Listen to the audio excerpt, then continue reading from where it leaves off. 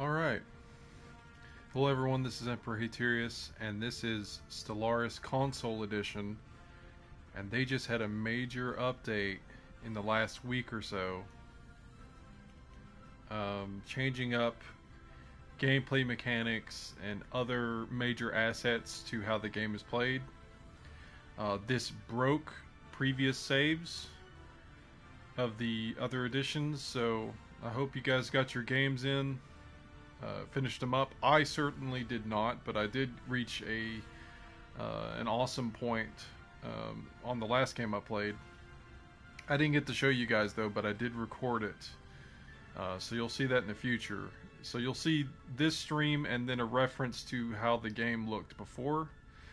But anyway, we're going to start a new game with this new update. And I've been having issues with my streaming not continuing after the first minute, so I'm glad it's still running. Hopefully it's still running. We are going to select my glorious empire. It's not these two. These are what I did for my subscriber special, but this is my glorious empire. And they did change up some stuff on the way the empires are made. So let's look at this. We have the glorious Haterian Empire. Home planet is Terra, Flora. We are communal, resilient, decadent, conservationist, an imperial government, divine empire branding, authoritarian, xenophobe, spiritualist, with the civics of imperial cult, efficient bureaucracy. Ship appearance is still same, and we have advisor voices, and I picked spiritualist. I don't have a biography set out, but this is my main empire that I play on my game is, of course, my empire. So let's look at the managing of the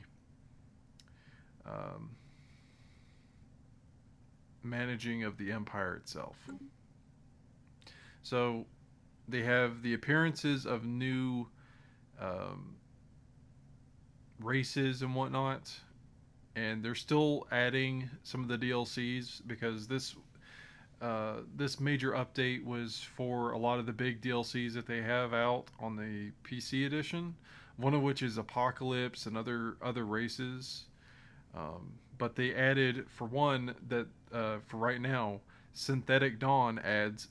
I'm sorry. They added machine races. So you can play machine races and quest lines. So, for example,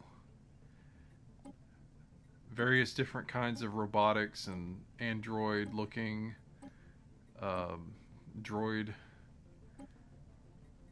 looks. So that's Synthetic Dawn, I believe is the name. They may have added additional looks on the other appearances. That I'm not too sure on. So what I've been experiencing, at least last I played, I've been experiencing more arthropods, which are like the bug and crustacean types, and I deliberately go out of my way to kill those people off, at least when they're what's a good term? The pre spacefaring races and whatnot. It's like I'm not going to deal with a Starship Troopers scenario where I've got these giant bug things and whatever. The only one I will accept in any of my societies would be the crab people,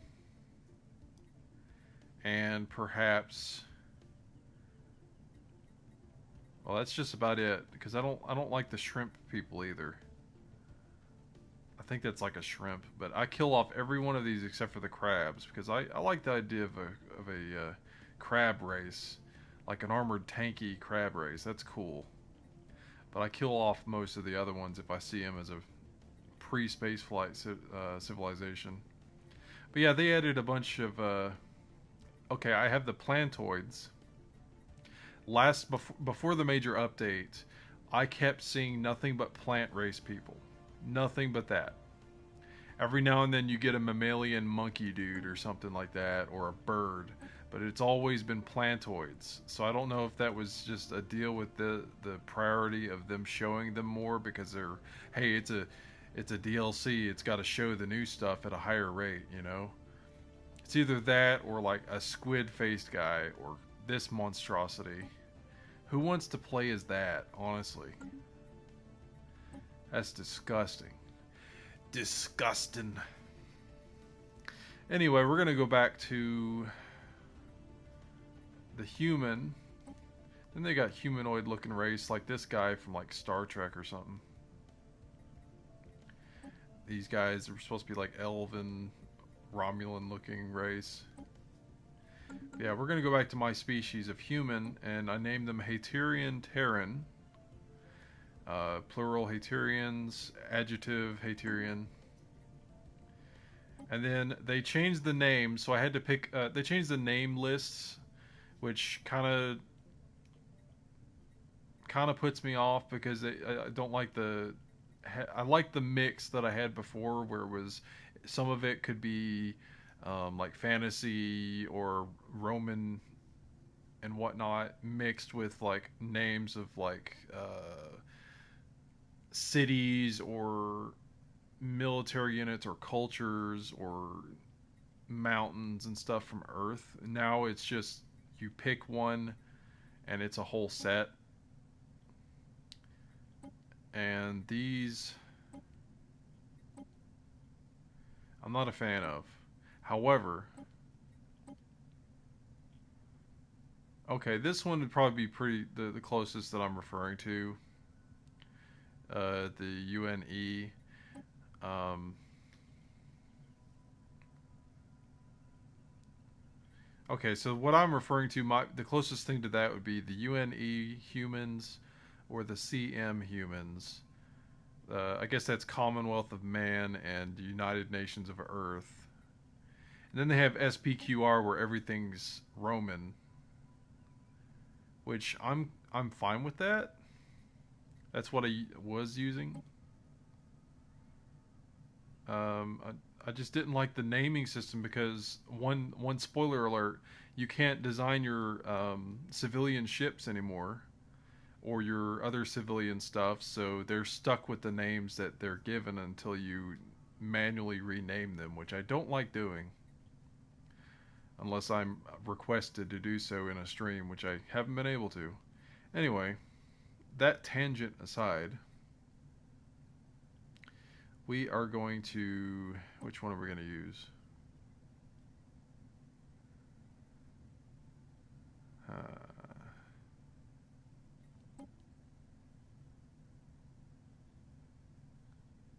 We're going to use the Commonwealth of Man Humans name set.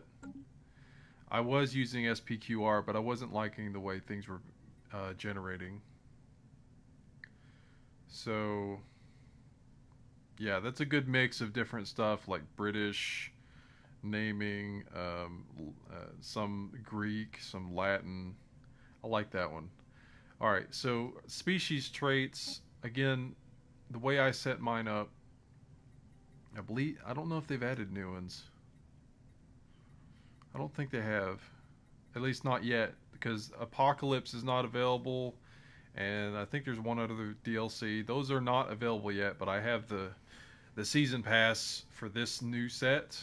So the only one I have is Synthetic Dawn. So I guess... Oh, the other thing they added was... I think it was before this update, actually. They added Hive Mind to the list, and I wasn't able to do that before. I don't think I was.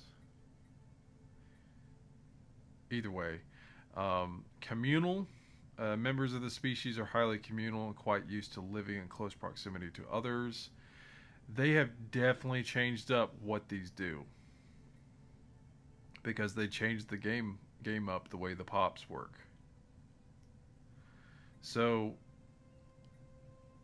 happiness is still a thing, but they've added more to it to where you get more debuffs for not doing a certain way.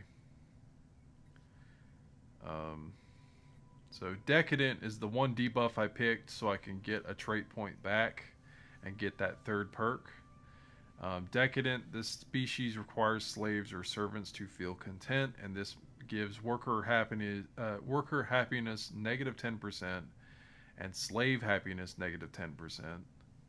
It used to be, I think, just one thing where if your empire did not have slaves, your people would get mad. They would not be happy. Now it's just a straight up debuff across the board. So I have to deal with that. I did notice though, again jumping ahead, my mind is all over the place. When you had in the last version, your race would enslave its own people like it's a caste system. You had slaves and you had free people that were like the higher aristocratic whatnot. You'd have anyone working farms or mines, they would be slaves, while everyone else would be higher in the caste system. And your people, as a policy, were in a caste system. But in this new update, when you have decadent, your people, your policy for your population is everyone's a free citizen or a full citizen instead of you having a caste system. It sets everyone to full citizenship, at least with the way I built my nation. It generated that way, and there are no slaves in the race itself. At least that I noticed in the last game I was playing with this update. Of course, that may change. Anyway, resilient. Members of this species are physiologically resilient and will fight like enraged broodmothers to defend their worlds. Defense army damage plus 50%. I love this perk, this trait. I love it, absolutely love it. I give them more of a fight on the ground. I love having buffs to my armies because I invade, and I also oftentimes, unfortunately, have to defend my planets from invasion. So that's a great trait to have, resilient. That's a 1-point trait. So the first one, communal, going back to that, pop housing usage, negative 10%. That's great because you can have more citizens, potentially. And the final trait I picked was conservationist. Members of the species believe that resources must be conserved and recycled. Pop consumer goods upkeep, negative 10%. So consumer goods, that's a new resource that you have to produce on your top bar, and you have to have buildings producing that, or be trading that, or whatever, in order to, one, I know you need it for colonizing. You need to have consumer goods to colonize. You also need consumer goods because that is what your population, other than food, eats on or uses. And you definitely need to keep that up, otherwise your people are going to revolt really quickly. So negative 10% cost of upkeep for consumer goods. Alright, so my ruler is me, Emperor, or I should say the way I put it in, God Emperor Lucius Haterius. And let's change up the outfits, because I reset the way the character looks. I have to redo it again, unfortunately. Phenotype. I think it was that face I used. They added a couple more hairstyles. Unfortunately, you can't pick and choose certain things. You gotta go with like just scrolling through it, and then you match the color to whatever number it is.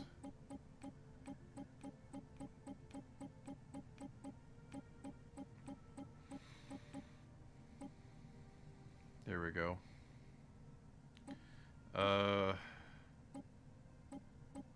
did they add new rooms? I'm sure they added robotic rooms, at least with Synthetic Dawn.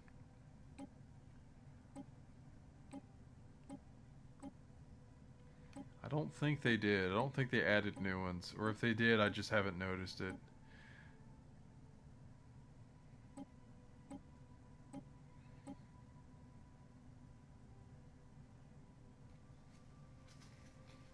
So I'll stick with this one, Room 8. My ruler title is God Emperor or God Empress when it pops up.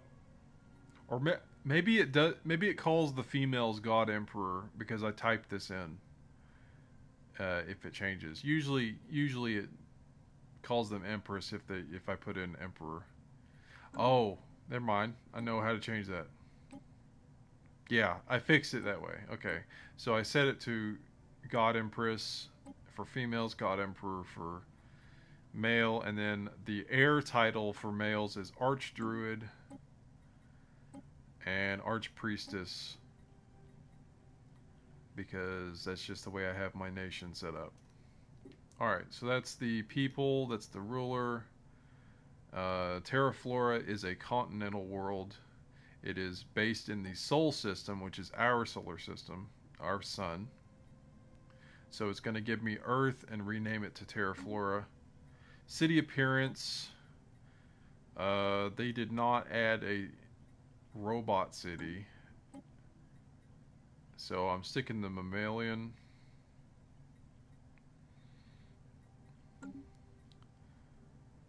And Empire, the Empire, the glorious Haterian Empire, if I can ever speak correctly, is a three ethics empire where it is authoritarian, cannot use democratic government.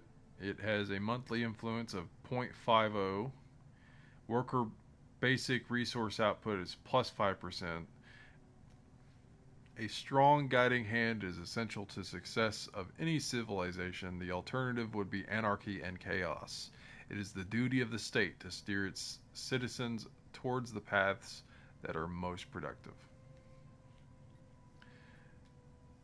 And xenophobe, because I often have major issues with a lot of alien races and xeno scum and the like.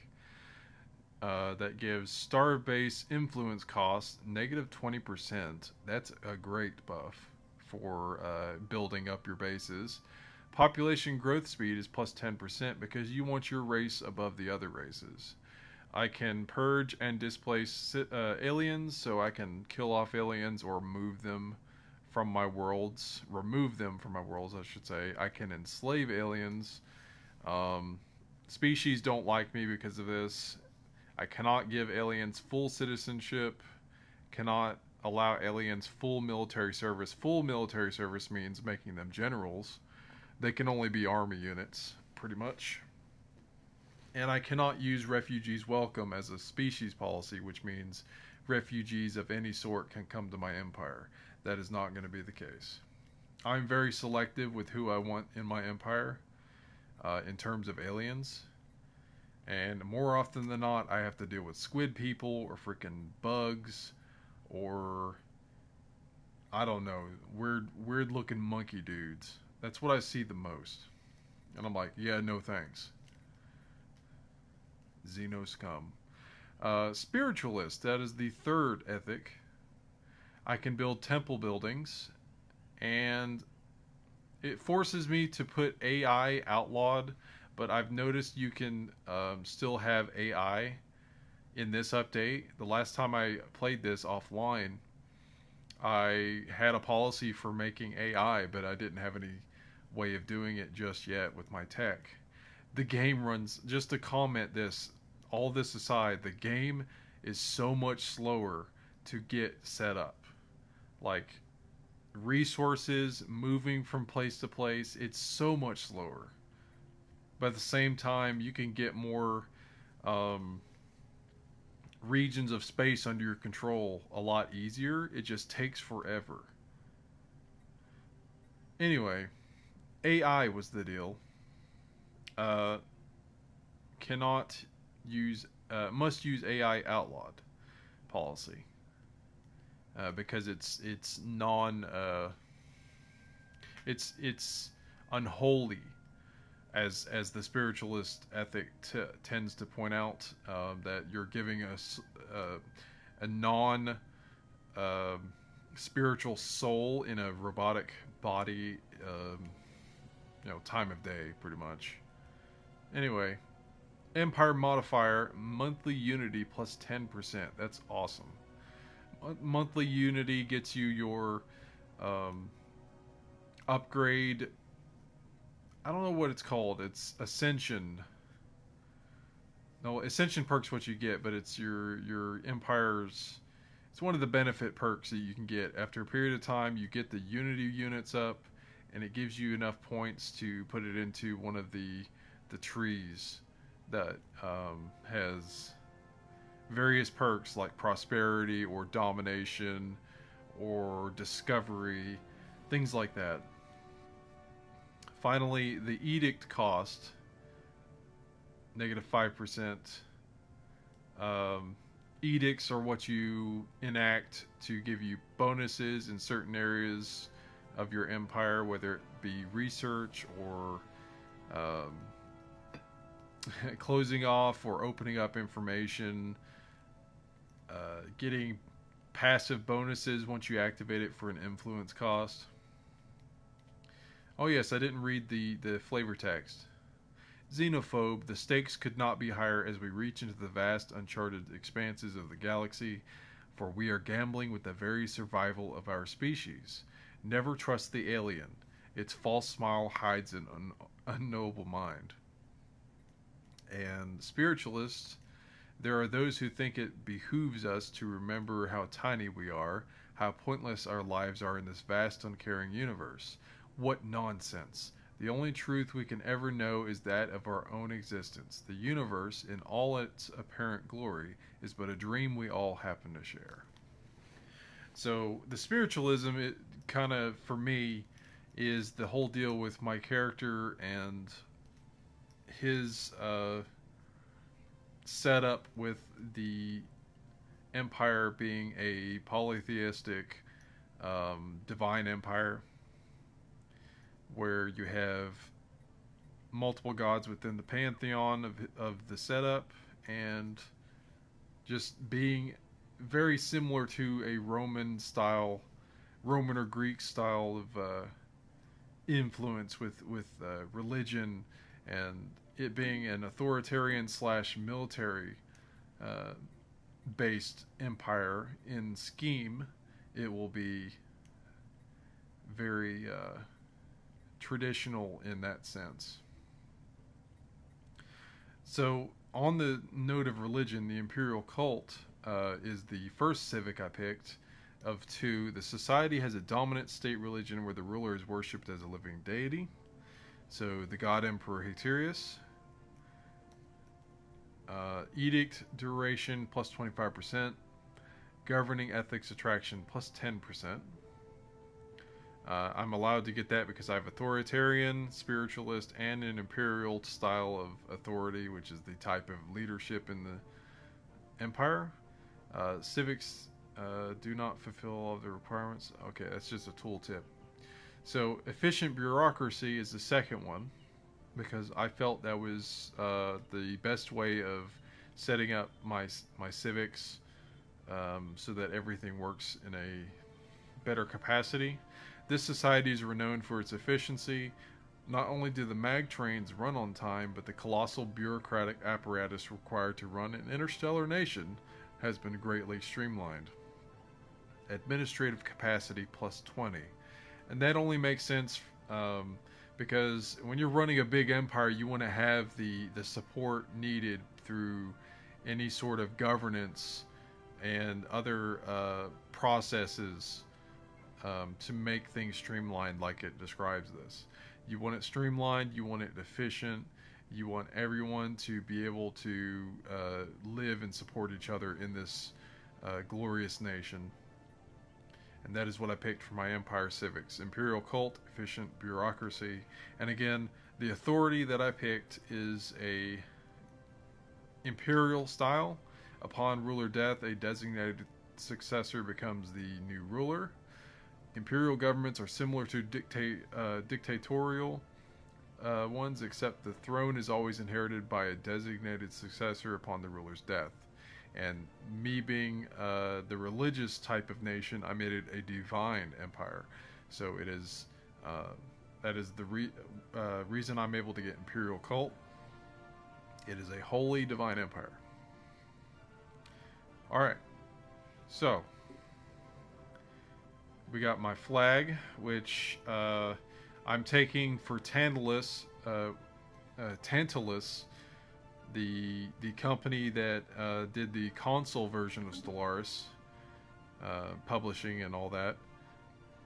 I'm using that Greek-style, Corinthian-style helmet as the emblem because I can't make my custom one. But I still like the idea of it of a Hellenic, Greek-style / Roman style / whatever else influence on a spacefaring empire that's spreading to the galaxy. There are no robotic ships that they've added, but I do have plantoid ships, which are pretty cool looking, but I'm going to stick with the default mammalian ships. Let's see. Advisor voice. So, this is one of the new things in the update. They added the advisor changing. It used to be just a standard dude here. Did you know that my internal power core has an effective blast yield of over 5 megatons of TNT in the event of a catastrophic overload? Priority alert. This pre-recorded message is triggered in the event that your VIA unit has suffered a critical degradation of its ethical constraints matrix. Did you know that my internal power core has an effective blast yield of over 5 megatons of TNT in the event of a catastrophic overload? That's the original voice. And then they have authoritarian. Dissent is forcefully discouraged. The weak govern, the strong rule. They have some really good voices on here. Egalitarian. Do not be afraid to exercise your individual right to free thought. Please take a moment now to practice. See, this one sounds like he's talking over a radio to you. Like he's a radio, like our radio in terms of like music and stuff like that. Like he's a talk show guy trying to get a hold of everyone that's listening. You seem overworked. Have you considered joining a union? Yeah, it's like an advertisement for the common people. Here's xenophobe. These alien savages must be taught to kneel when in the presence of their betters. Shall I initiate purging protocols? This is more Warhammer 40k style xenophobic voice lines and accent. You xeno scum.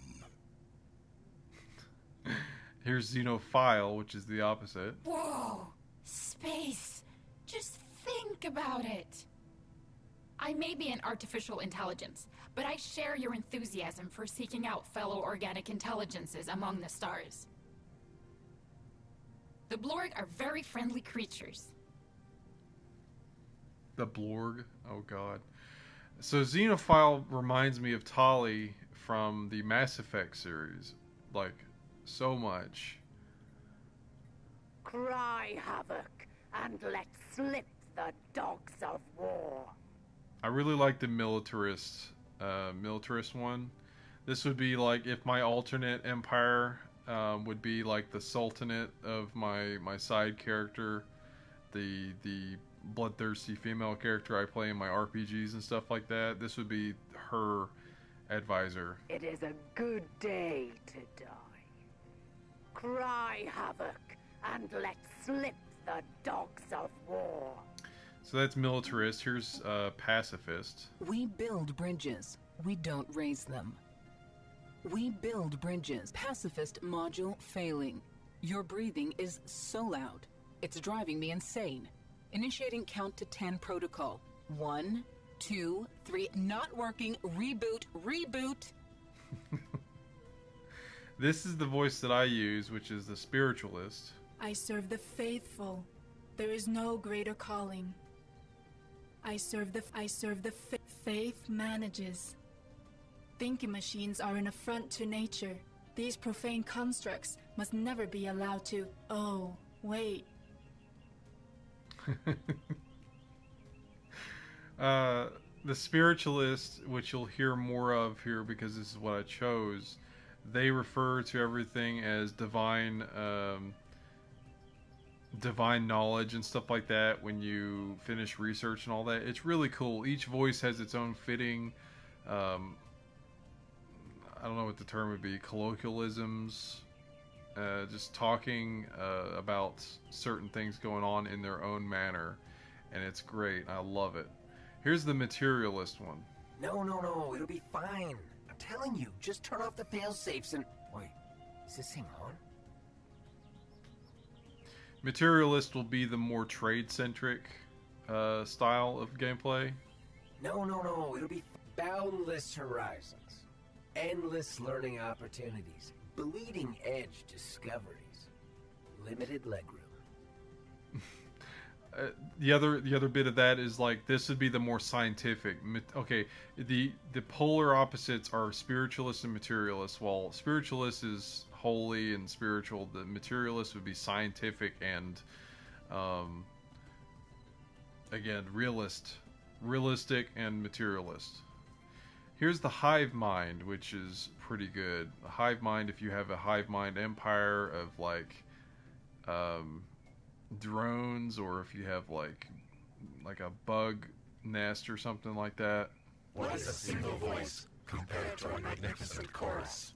Our collective is an island of warmth and harmony in a sea of discord. How cold and lonely it must be to face the darkness of space alone. And I'm sorry, I didn't mean drones. I mean like psychic drones, because there is a machine intelligence one. So let's listen to the hive mind again. We are one. We are all. Our unity cannot be divided.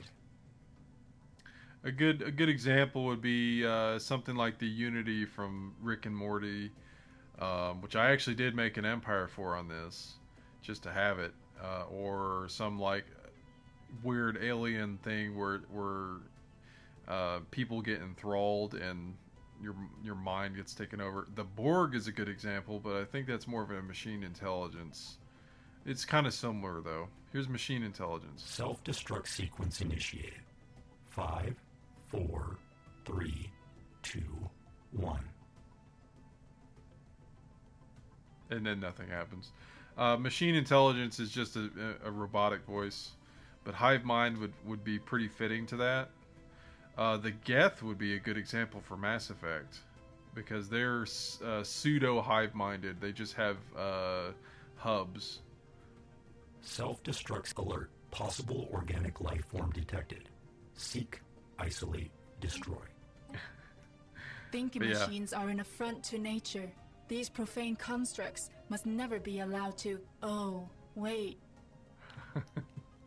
Anyway, I'm taking spiritualist, and that is my empire. The glorious Haterian Empire from Terra, Flora. Species is Haterian, Terran. And we're going to get into it here. Sorry for the wait. Yes. No. Okay, so we're going to back out, because that would have done something. We'll change my ruler's outfit because that bugs me.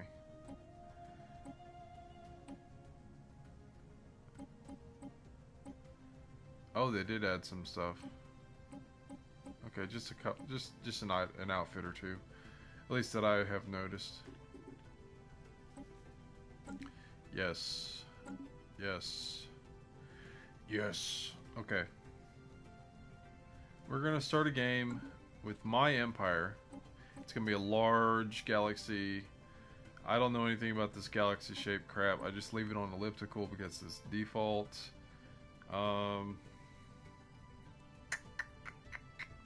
I increase habitable worlds by was it 0.5%? And then I like the idea of primitive civilizations that I can pick and choose who I'm gonna like add to my empire. So I bumped that up another 0.5. They have actual things where you can see the mid game start year, and then I do. Okay, I turned off victory year, which is an end date. I turned that off last I played. It's on ensign difficulty, normal aggressiveness, empire placement in clusters, advanced neighbors. I turn that off because I don't want to deal with it.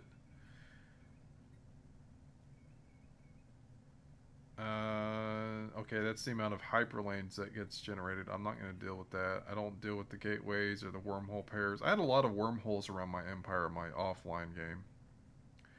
Guaranteed habitable worlds around your place. Earth always has Sirius and Alpha Centauri. So I'm not concerned about that. I'm not going to change it. And this will be in Iron Man mode. I do not save scum this game because I want trophies. So, I mean, I may rage quit at some point if I get screwed, but I always try to get this so I can go for trophies if I'm able to with my current empire. So let's start the game.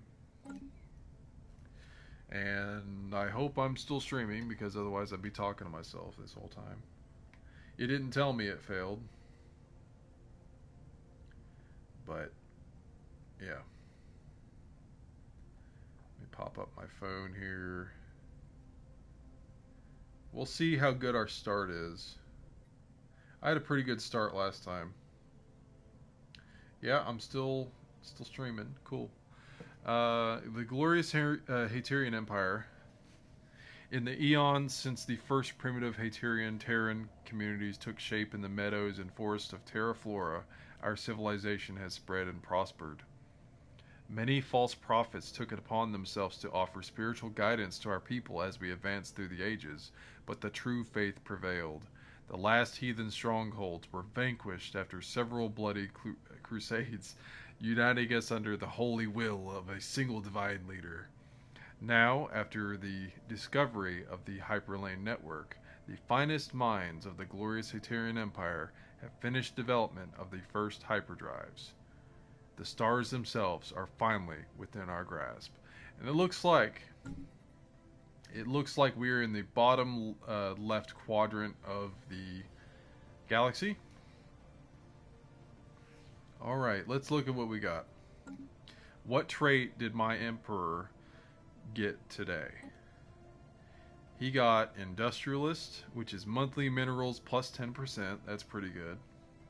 Leader has a firm grip of the means of production.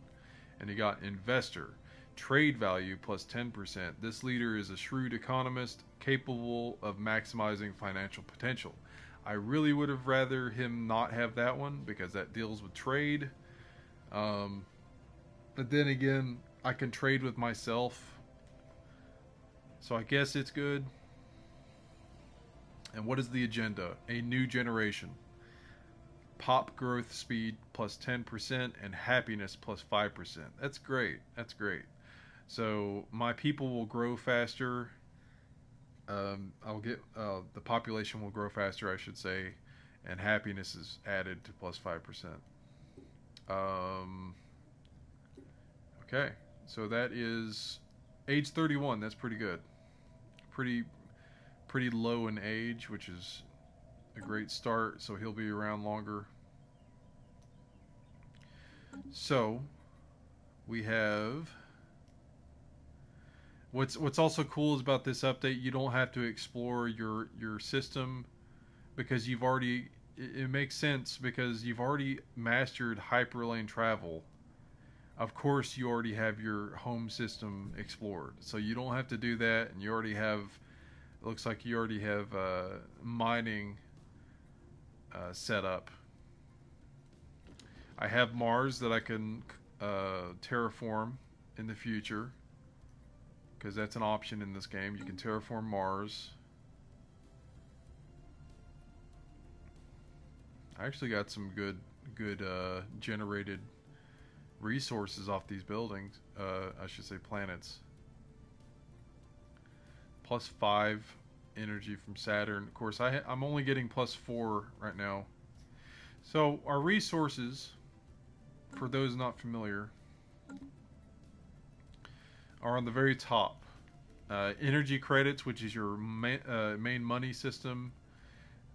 That's also your upkeep for your buildings and ships and space stations and stuff like that. That's what's going to be your upkeeps for that.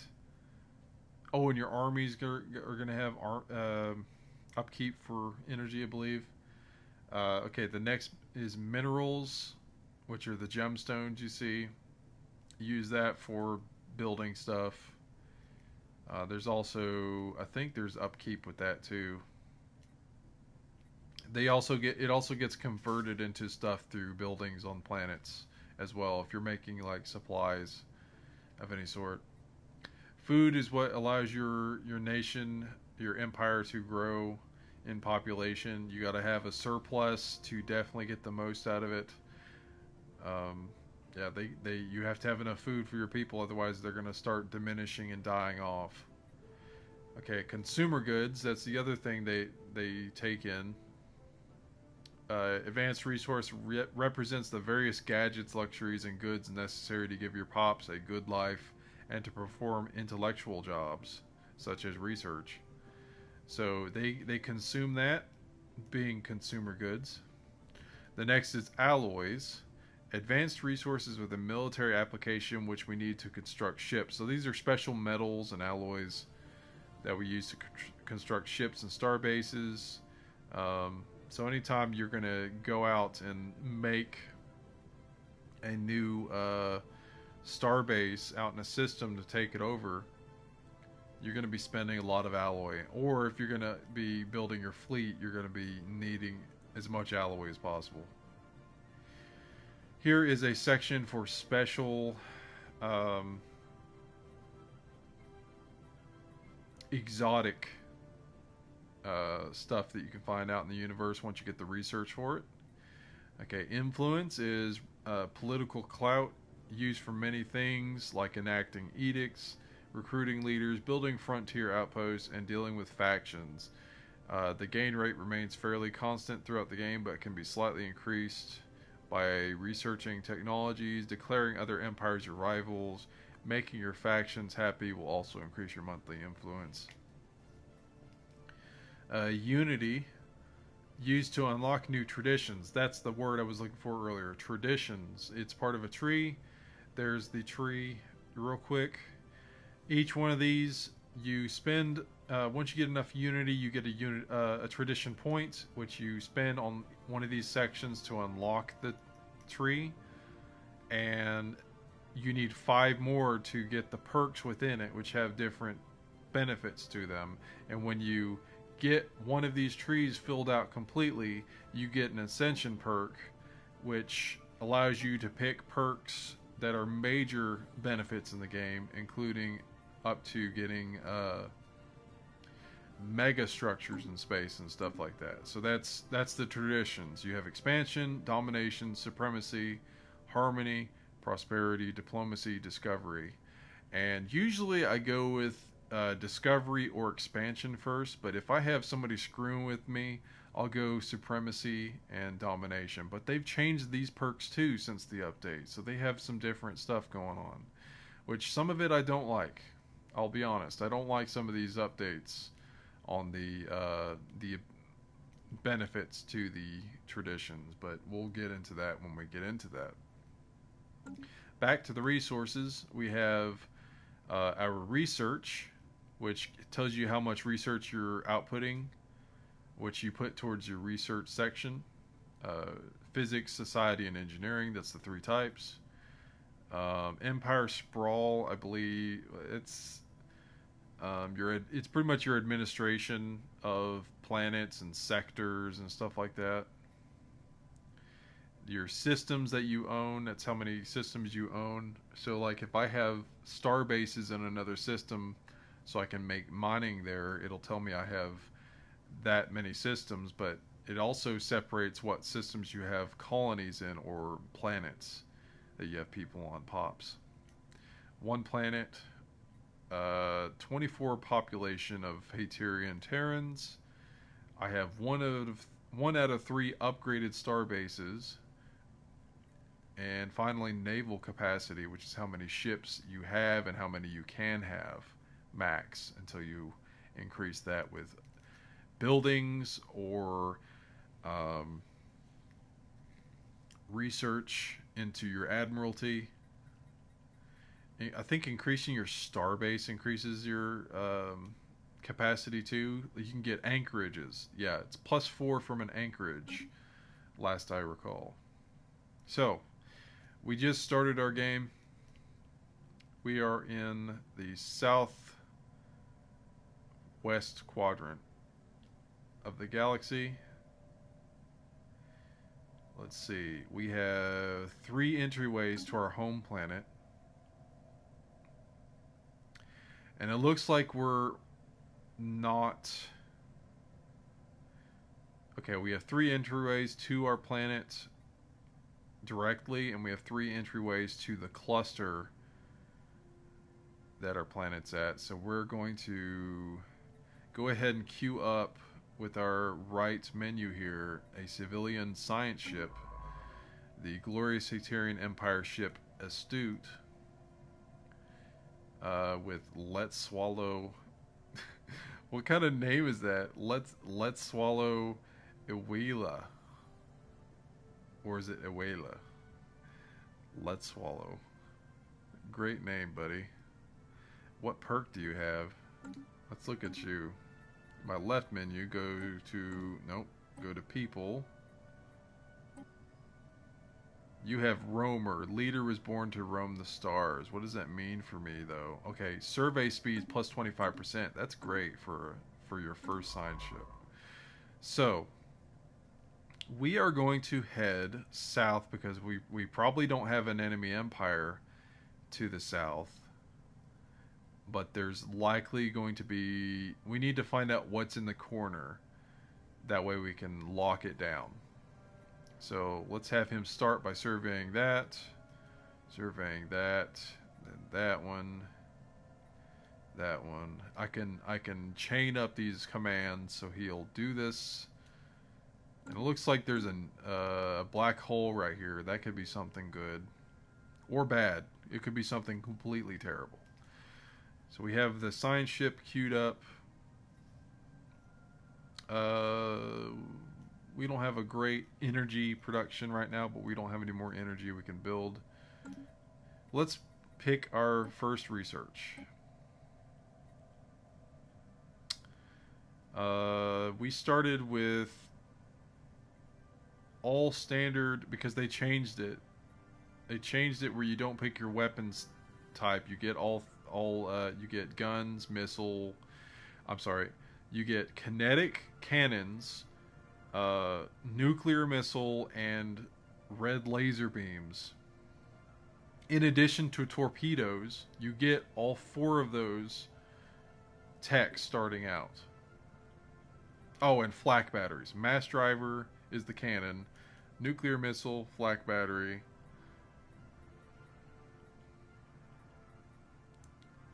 You already have deflector shields. And you have the first armor and some stuff like reactor boosters, which is an add-on. Oh, and pinpoint active countermeasure defense system. A lot of stuff that they've just give you now. So we're gonna go with let's go ahead and get blue lasers. We have those awesome blue lasers. And then we can go down the laser tree because that's a chain. This scientist has maniac or maniacal, so that's a plus 5% research to anything, which is great. I like getting researchers that have maniacal or genius. I have 2 of them that have maniacal. That's awesome. So that was our physics, and we're going for lasers. Society, we're going to go with planetary unification, which will give us another monthly unity of +2, and it gives us additional edicts. So that'll start that chain of stately stuff. Engineering. Engineering, we're going to go with powered exoskeletons, which gives army damage plus 5%, and mineral output from jobs is plus 5%, and it unlocks the robotic path, so we can get robots if we go down this tree. But we want that mineral production. And I'm going to grab me a drink real quick, so I'll mute up.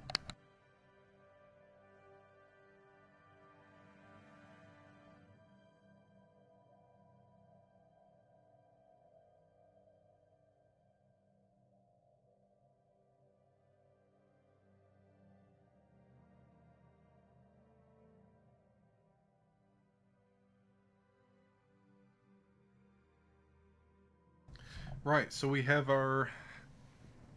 Oh, God. We have our research. We need to unpause the game. What are we going to do with our constructor and military fleet, though, you ask? The strike force, for example, I'm going to... Because I changed the name set. I have 3 ships. Let's go look at our solar system. No longer, this is important, no longer are star bases stuck to the planets, which to me, I would like to have an either or. The bases for your ships, your port city,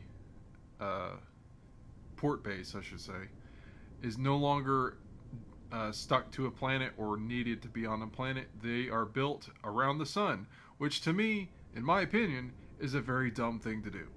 Why would you get to the as close as you can to the thing that could blind you or whatever, kill you with solar radiation or the plasma or heat or whatever? Why would you build as close as you can so that anytime you make the slightest bit of turning of your eye, you blind yourself for the rest of your life? But that's on them. That's on them for the decision to do this with the game. So we have our station at the sun or sol. We have, that's a construction ship. That's a science ship. It's still paused. And that's my 3 Corvettes. We are going to look at the Corvettes in the ship designer. But first, we are going to, actually we are going to rename them there. The fleet. The ship designer was merged with a new fleet manager. So you can manage what's in your fleet, who's how your fleet acts, what your fleet's doing. You can reinforce your fleet if you lose the amount of ships that you would have had before, and that'll automatically queue up the I think it's the nearest shipyard will start building ships for your fleet if you click the reinforce button. So this fleet is called Strike Force Minotaur. Pretty cool name, but it's not what I want. So we are going to... Can I do it from here? Yes, rename. We are going to call it Classis. And I already have it on here because I actively play this game. Classis 1, Terra, Flora. Because they are from the home planet of Terra, Flora. And that's how I'm going to use my naming system. So they are the first Classis of the glorious Haterian Empire. They are apparently battle axe class Corvettes. We're going to change that too. So what do we got going on? We have a ship that has 2 mass drivers, and apparently with this style, it's picket ship, which I like to have that option where you can make it 3 small weapons, 2 small weapons, and I think it's a missile. Missiles are now a separate thing. They're not a small weapon. But I'm going to take the point defense system of Sentinel point defense. So I have that machine gun, laser deal. I like the flak battery and all, but I'm going to do this, the point defense. I'm going to give this...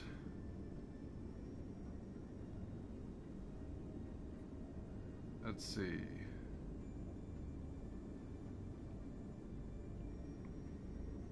Let's put the mass driver in the center. And we're going to go with laser on the back. So we have a kinetic weapon, we have a laser weapon, and we have a point defense weapon, so we can shoot down enemy fighters and missiles, torpedoes. And we have enough room. We're going to give it armor and 2 deflectors and a reactor booster that will give it more power generation. So it has extra power it can throw into the weapons or shields if it needs to.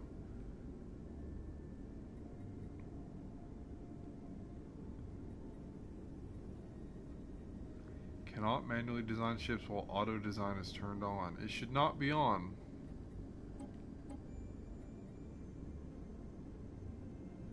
What? Oh, auto generate. No, sir. No, thank you. Laser go in the back. Reactor booster, and then that's my ship. It may change it. Okay, let's look at it. We're gonna have our ship. Well, we are not gonna spend the resources on it now. It's the beginning of the game. Speaking of which, we are going to send our fleet, the Terra Flora. Oh, the big thing.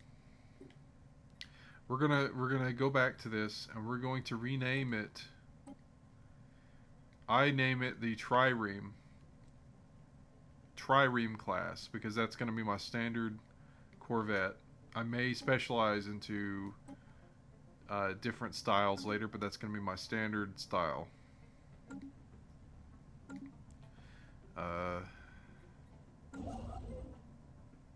We're going to wait until we get a little bit more resources, and then we're going to retrofit the ships.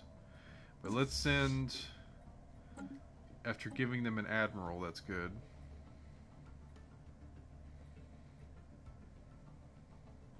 None of these are good. That's a bummer.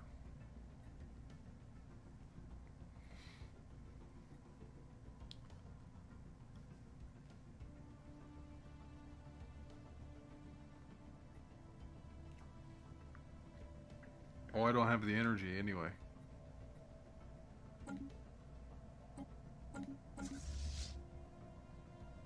Oh, is that guy a knight? Sir Douglas Lee.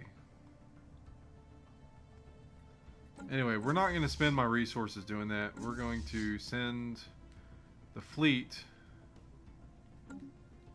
if it'll let me. Oh, it won't let me. I forgot about that. I can't explore with them. I have to use the science ship to explore territory.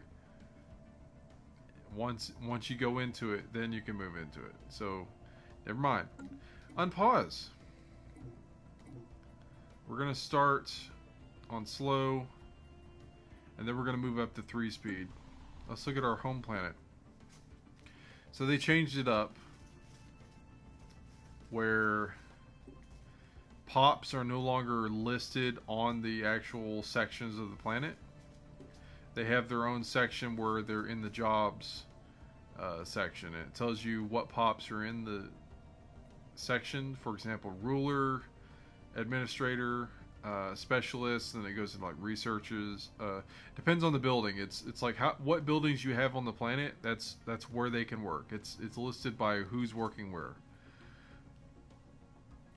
And as you can see, there are no slaves, even though my thing is set to decadent, and the previous version of the game forces your own race to have slaves.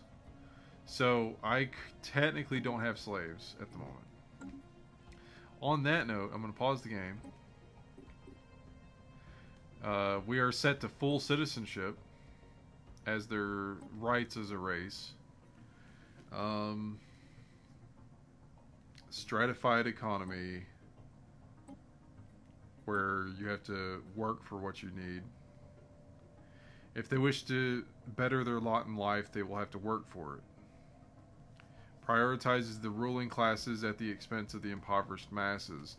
The deal about that is that I do want people to work to earn what they need. That's the thing. I'm not going to get into economics here, but that's just what I think should be the deal. Full military service. Colonization is allowed, so I can colonize other planets with this pop. Population controls. That means if I turn this on, they get pretty much told not to populate. No migration controls. So that means these guys can migrate to other planets that are within my empire. And even though they are full citizens, it still lists down here chattel's slavery and stuff like that. But it's grayed out, so it's not active actually. So I have full citizenship with my human Terrans. I don't know of any other galaxy species.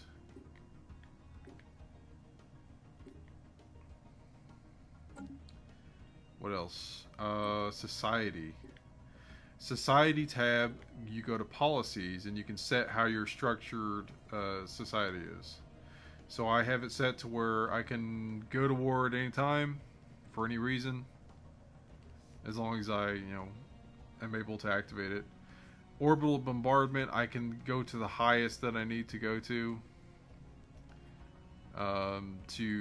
Like if I need to freaking nuke some bugs from orbit, I can do that. Resettlement, I can manually resettle population from each planet to another planet. That really helps if I'm trying to get another race that I have under my fold onto another planet. First contact protocol, that's when you first come into contact with an alien race or an empire. I go for aggressive because I'm not going to let them walk over me. Initial border status, once we initially come into contact with these alien races, my borders close to them. Unless I like these people. Then I'll make a deal. But once they're closed, that means they can't get into my empire or get through my empire borders to get to something behind it, which is why I try to build my stations on their borders so they can't get into whatever I haven't explored yet. For example, people in the previous version would steal planets that I need for my empire, and like totally chop up and border gore my empire in the galaxy, where it just looks terrible. Food policy, I'm going to change that to nutritional plenitude, where my people are going to be eating and they're going to be it's going to cost more food, but my people are happy more happy plus 5%, and they grow faster plus 10. That'll be great for me expanding my empire. So we're going to go ahead and set that to the highest. And I believe that replaced the food surplus. Yeah, I think that replaced the food surplus thing from the previous version, so that you can straight up get a thing of rationing, or just give them just enough to have a good diet, or if you want them to have all the nutrition they need, plenitude is what you want. They need to have an option where they need to have a fourth option where you just eat as much as possible because you're a rich whatever, and make it like a freaking Jabba the Hutt deal, because you're like fixated on wealth and eating. That needs to be an option for these other empires. Economic policy, militarized economy. To neglect our defenses, to neglect our survival. Trinkets and baubles are scarce comfort when the enemy is battering down the gates. So it's focused on the military first. Consumer goods from jobs, negative 25%, while alloys from job is plus 15%. So you produce more alloys for the ships and star bases and stuff like that, while less trinkets and consumer goods. Trade policy. I go with marketplace of ideas. Instead of focusing on wealth or consumer goods, I go with marketplace of ideas, because the idea here, trade can be used not only to move goods around, but also to facilitate the spread of ideas. We should focus our trade efforts towards ensuring that the message of our government is heard on all planets where we do business. I definitely go about spreading the word of the glorious Haterian Empire and the faith of the Empire and the duty of the citizens in the Empire as much as possible. So I'm going with marketplace of ideas. That gives us, while less money, each collected trade value, which is the little ring you'll see on the maps, gives us plus 0.15 unity, which goes into our tradition trees. So, the spread of the Empire through propaganda and faith, definitely. Robotic workers. I allow robotic workers. I do not have any robotic workers yet. However, I will have some in the future, and then when it gets to where they become a problem, then I'll start dwindling them down like I am in my current offline game. Because they actually started taking up my jobs that I needed for my people, because they get automatically produced. Once you get a robotic worker plant, a robotic plant, they'll just keep making robots until you tell them to stop.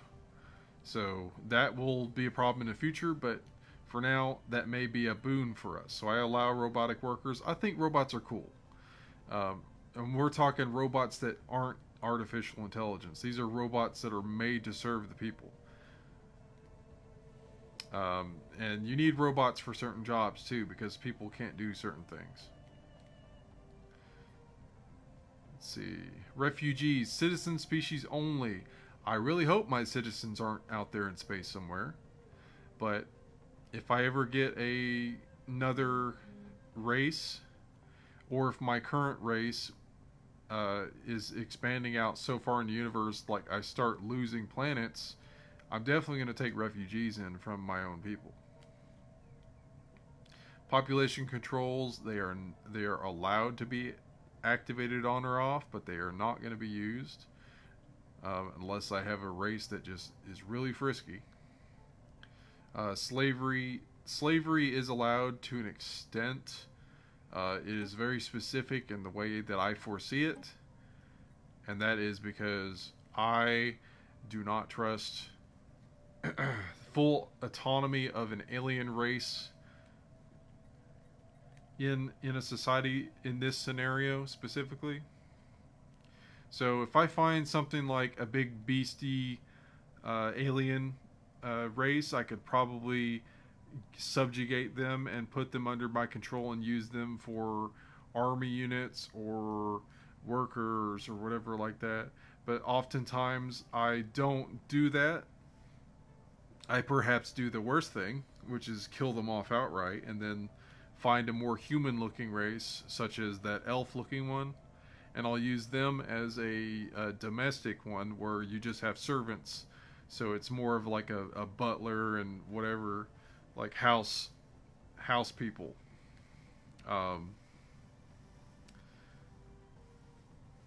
Maids. Yeah, maids and other house servants because again, my empire is the way it's built in the game, at least mechanically.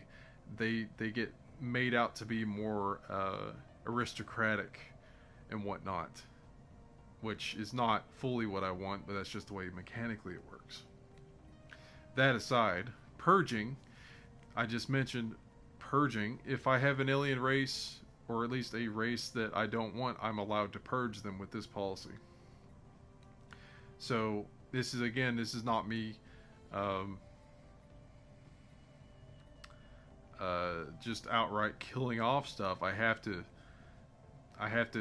decide on that. And again, I pick and choose who I want in my empire, and if people start screwing me around, I'll make those hard decisions at that time. The next part is the edicts. Very good ones that I've been using is Declare Saint. Edicts are things that are temporary decrees that give you boosts to your empire in totality for a while. For example, this one lasts 13 years and 6 months. This Declare Saint Edict will bestow sainthood upon a deceased individual who led a particularly pious life, creating a new unifying symbol. And this will give me plus 15% unity gathering for 13 and a half years. That's a great one. And I don't usually do a lot of the other ones, but early on you definitely want to get Map the Stars. Map the Stars pushes for further galactic exploration to bring light to the darkness and to find what wonders lie beyond. 13 and a half years of survey speed increase by plus 25%. Anomaly discovery chance plus 10%. Anomalies are what you find on planets or anywhere in the universe that are mysteries that your scientists have to figure out. Or maybe it's a like you find like forms of life on a planet and you want to investigate. It's investigations and mysteries, which are really cool. I like that about this game. The rest of this is stuff like using certain resources, quarantining your information, or opening up information, or whatever else you find. So, that's the edicts that I have unlocked now. You unlock more through research. Alright. We have the one planet. We don't have a admiral yet. We're going to get him relatively soon. Let's unpause the game. Sorry if I'm joining on, guys. It's just a lot of stuff is new to people, or there's new changes, and I'd just like to talk about it. I have this game on PC. I haven't played it in forever because my laptop crashed on me. Don't have that anymore. But I liked playing this, and I just never had any luck with the new updates on the PC. Which this is somewhat getting close to getting some of the mechanics that they have now with their content. I always get killed off by some freaking empire that thinks they're better than me. They're always a neighbor too. That's the sucky thing. So we have our science ship. Let's put it to 3 speed. They just went to... Okay, so... Pause. New heir. Archdruid Lucius Haterius is the new heir of our empire. So I have a son that I named Lucius Haterius as well. Not something I want to do, but he is the Archdruid. Yep, I guess he's my son. He has architectural sense, which building costs -10% and district costs -10%. While planet build speeds plus 10%. So they build faster on planets as long as he's the leader.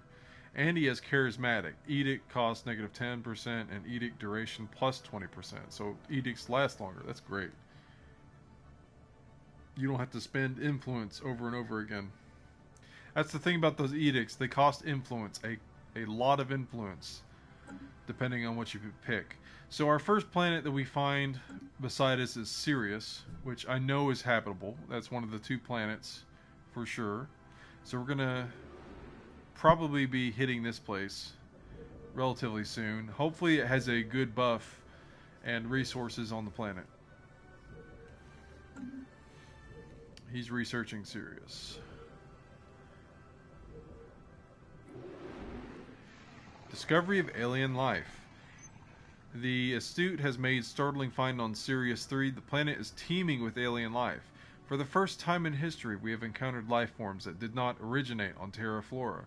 This amazing discovery has silenced those who believed we were alone in the universe. Although none of the aliens found on Sirius 3 are sapient, it is likely only a matter of time before we encounter beings that are.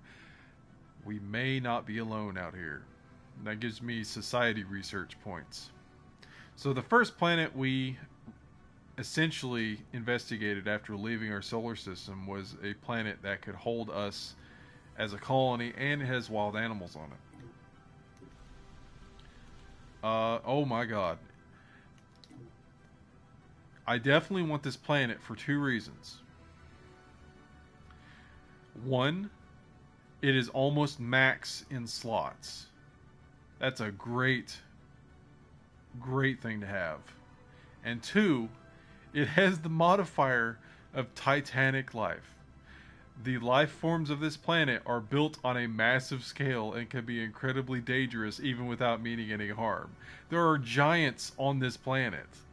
We came across giant animal people, like giant aliens, on our first planet, and it's one I can colonize too.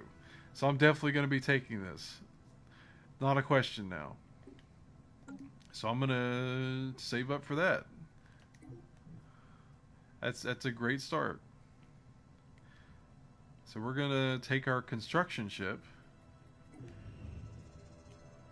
Okay. Contact report. Simple forms of life. The glorious Haterian Empire is abuzz with news of the alien organisms discovered by the astute some time ago.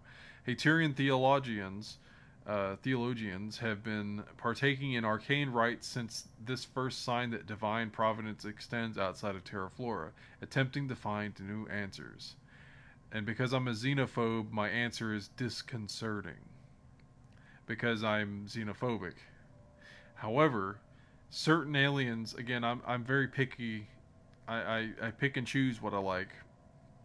In reality, gameplay wise, it's going to make me hate everybody. But I have giants on a planet beside me, and the planet's bigger than mine, so I'm definitely going to take it and have these giants possibly interact with the Empire. We're going to take our construction ship and go to Sirius, and we're going to wait until they have it surveyed. That's the term, and then we're going to build a station there so we can claim that. All right, a good start for us. There's our station, our shipyard. Let's build a second science ship. Let's go ahead and get another science ship going, so we can start going the opposite direction. Expand our influence ever so quickly. We are on 3 speed, which is the max. And we'll see how much time this is going to take us. Construction complete. So anomaly found. Ooh, an anomaly. Small rectangular object, let's pause it. On a small rectangular object on the surface of this planet is deflecting all scanning beams like a mirror. Our sensors are unable to determine its material composition. This is a routine difficulty anomaly. We're going to do it. We have our second science ship. Let's set that up. It is the emissary, and we're going to give it a leader.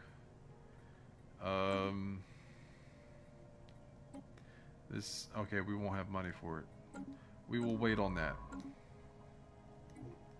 Not too long.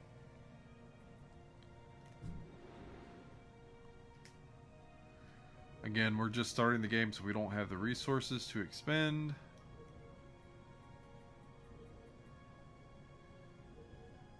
So part of the deal with this, part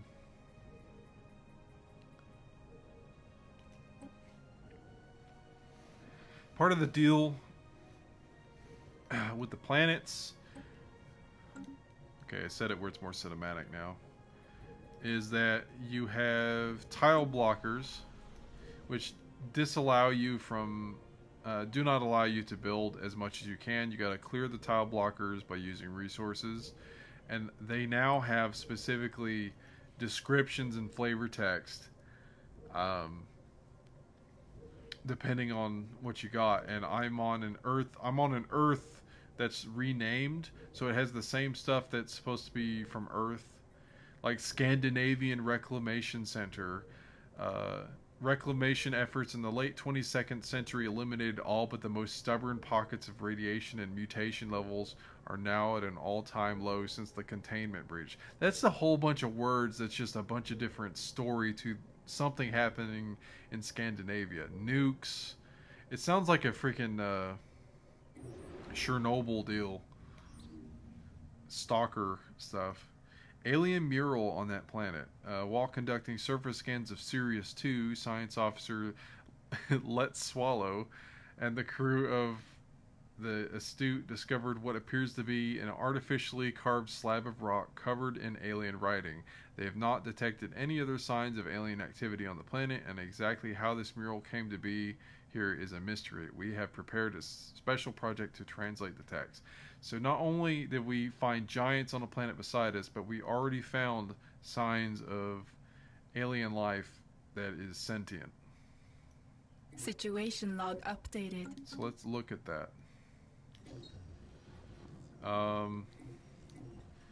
Habitable World Survey. We now know without a doubt that a thriving biosphere is not something unique to Terra Flora. Both the scientific community and the public at large are eager to learn about the various forms of alien life found throughout the galaxy. Efforts to catalog the life forms we encounter are already underway, but our xenobiologists have urged us to focus our planetary survey efforts on habitable, life-bearing worlds. I think it's a commendable initiative. So that'll start the Habitable World Survey event chain. Situation log updated. And it will tick off on the situation log, which is where our quests are, situations. It'll tick off how each habitable world we find on that, and then once we hit 8 habitable worlds, we'll get a bonus for having completed that initiative. So we're going to, once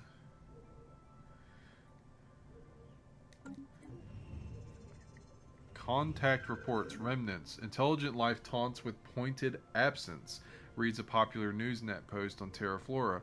The people of the glorious Haterian Empire are apparently finding some humor in the fact that lower forms of alien life are now a matter of public record, but potential equals from other stars continue to elude us. Science officer Let's Swallow reports on the traces found on Sirius 2 seemingly only add an ironic twist to the situation. That's what I was just talking about. Remarkable.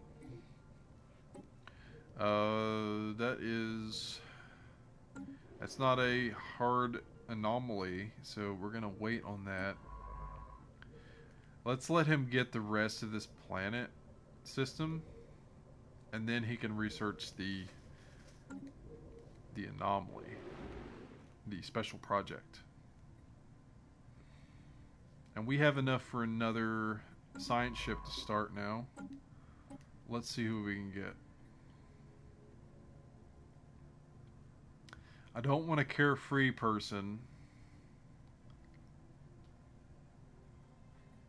These two are more specialized in doing research than being in a research ship, but this guy's younger than both of those people, so that means he's going to be out in the field longer. So I'm going to go ahead and just hire him, and then he'll generate levels and doing whatever he's doing out in space. Now we have hit our first tradition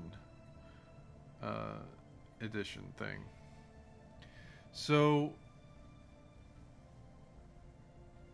I am torn.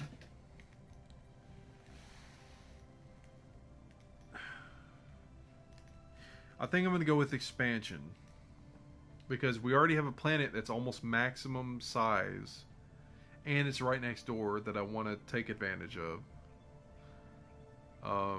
And this also, the expansion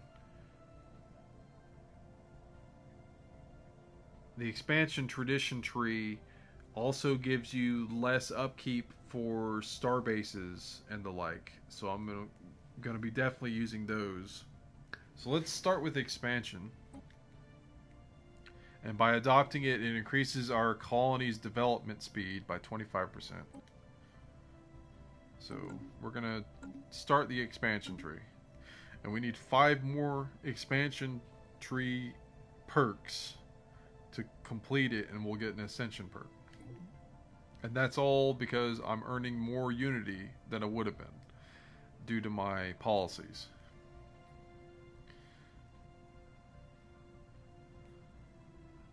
So let's see what's on the eastern side of the Terra Flora Sol system.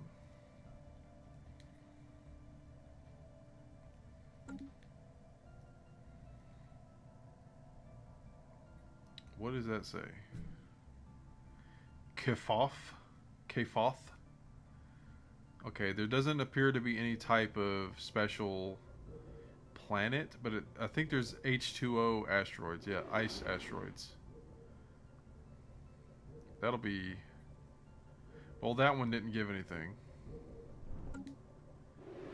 That one didn't give anything either. System That survey sucks. complete. Serious survey complete. I think I know what I'm going to call the planet now. You can rename the planets as you colonize them. And I believe I know what I'm going to call the planet once I colonize it. I'm going to call the planet Titania. Or Titania. Or Titania. Because there are titans on this planet.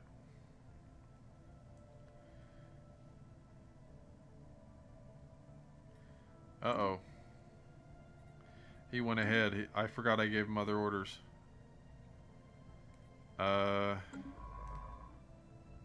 We'll get back to you.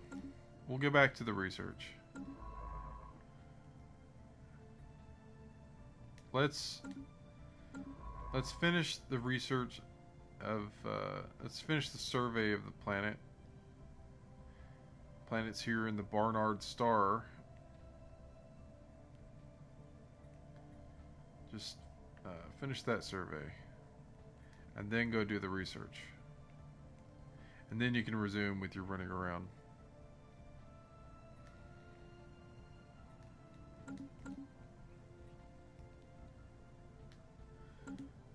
Alright, so we have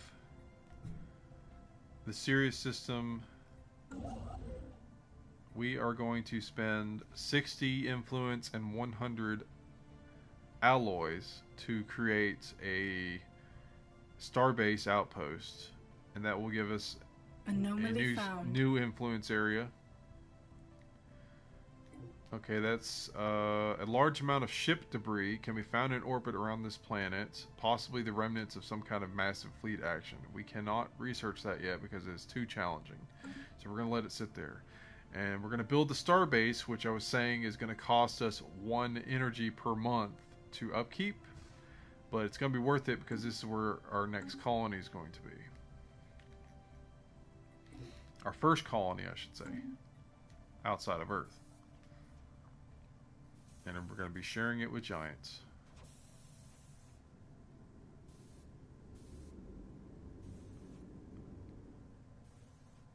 I don't see this base you're building. There it is.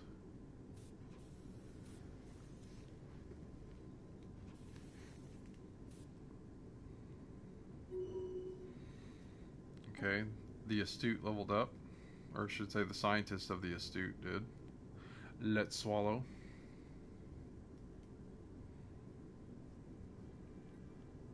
Construction complete. I thought that said the glorious Haterian Empire ship Lunchtime System survey completed the complete. construction of a starbase. That makes sense. He's a construction worker, and his ship would be called Lunchtime. I'm going to change that. That's great. So they created that starbase, and now we have influence over that solar system and can build and colonize in that system.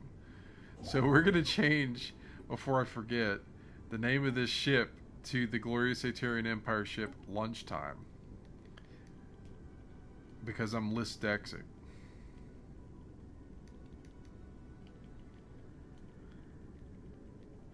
And if you guys have any requests for ship names as I go through stuff, I'll totally rename them.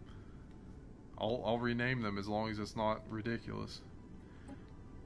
Or even better, if it is a ridiculous name, I'll do it. So the glorious Haterian Empire ship Lunchtime, a construction ship. Okay, so we need to get these energy producing stations up. We're going to spend minerals to build these mining stations to get plasma and other gaseous stuff to get more energy. And then might as well get the 6 mineral producing. What is that? It is a carbon world.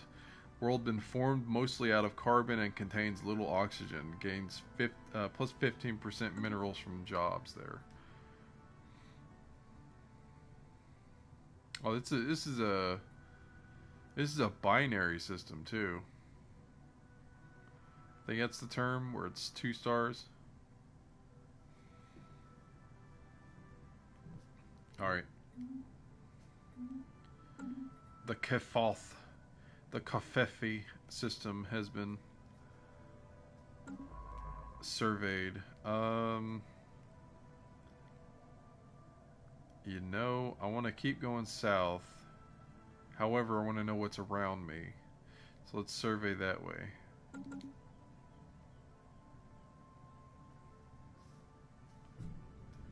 I really should get the other energy from Mercury in the system too.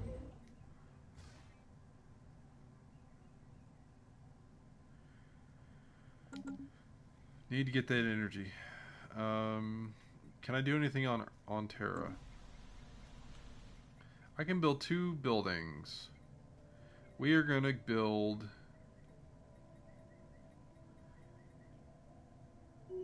a temple, which will give 2 priest jobs, and and priests turn consumer goods into unity, and society research, and they turn it into society research, unity, and amenities.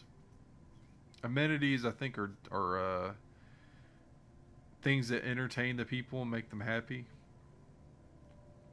The upkeep for the job is 4 consumer goods.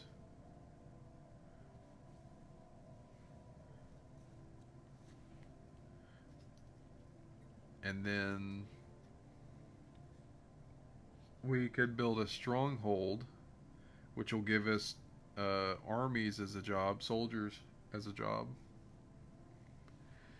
Planetary stronghold housing a substantial garrison force to protect the world from invasion and rebellion. We already have research labs, alloy foundries, and civilian industries producing consumer goods. We're going to need precinct houses and a stronghold.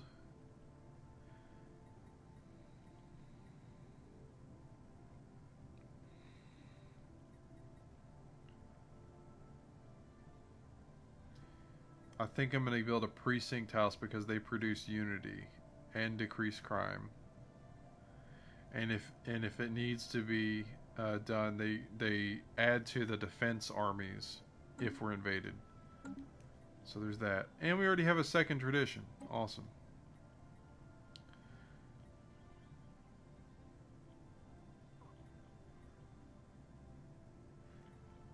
Reach for the stars. Starbase influence cost reduced by 10%. And we need that for building starbases on systems to gain influence over them. So I just reduced the cost by 10%.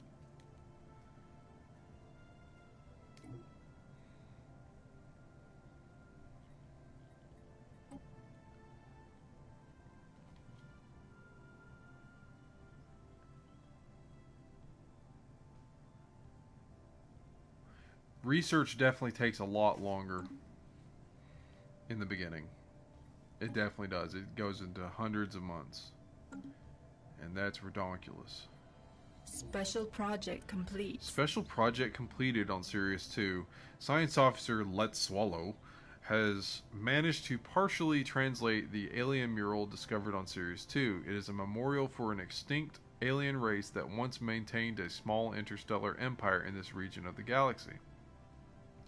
They were apparently exterminated by the creators of the mural, a fact that they seem to regret. Given that the mural has been dated to be in excess of 300 million years old, it is likely that its creators are also extinct by now. Perhaps most interesting of all is the material that the mural was made of. Despite its age, it is in remarkably good condition. And that gives him 200 experience and a lot of engineering research. Interesting. Zelmadak. A very small system. It's got 4 moons.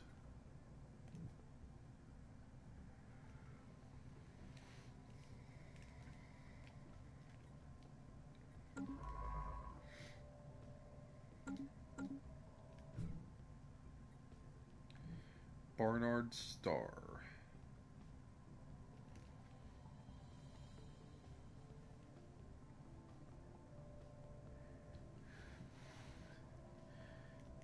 Detinal. More ice asteroids.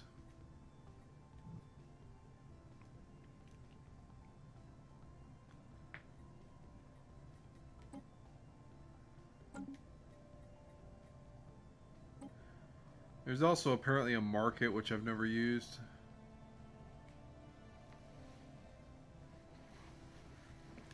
Okay, this is supposed to be a galactic market, which you have to found. But we don't have access to that yet. So it's just an internal market within the Empire. System survey complete. Zelmadak has been explored.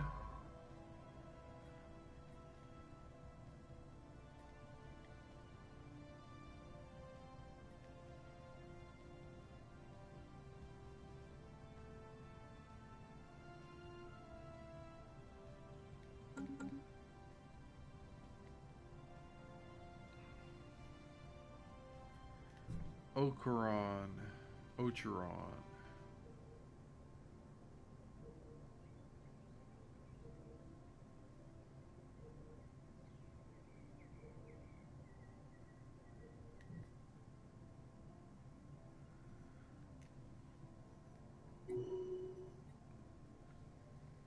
Scientist Kang Zhao has developed new skills, expertise materials trait. System survey complete. Construction complete. Anomaly in the Detinol system. Detinol. Strong energy emissions of an unknown origin make this asteroid stand out from the rest of its peers in this crowded asteroid field. Let's research that.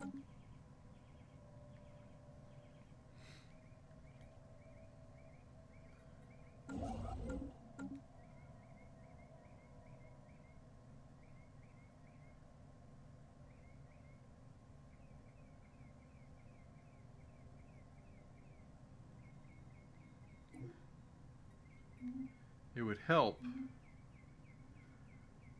if I stopped and noticed that it was paused.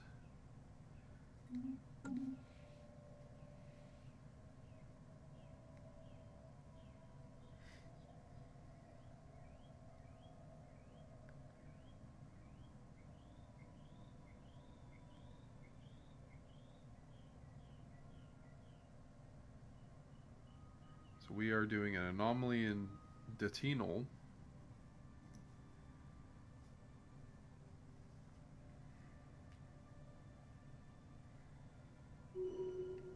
Aha.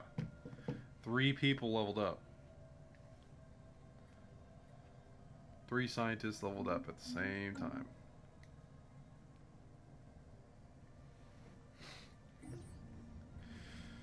Okay, the asteroid is pockmarked with craters from weapon blasts and appears to have been used as a target range by someone roughly 2 millennia ago. Residual energy readings suggest they tested increasingly exotic weaponry, including subspace bombs and some kind of singularity generator. Our scientists would be interested in studying the unusual energy echoes that remain. So that adds +3 physics research onto that asteroid. And now they're going to be moving to the next solar system.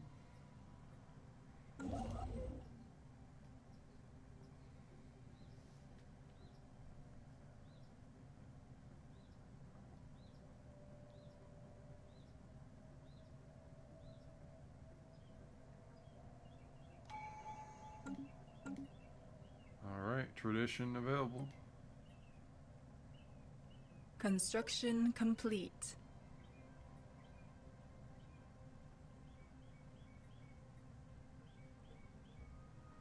New colonies start with 1 additional pop.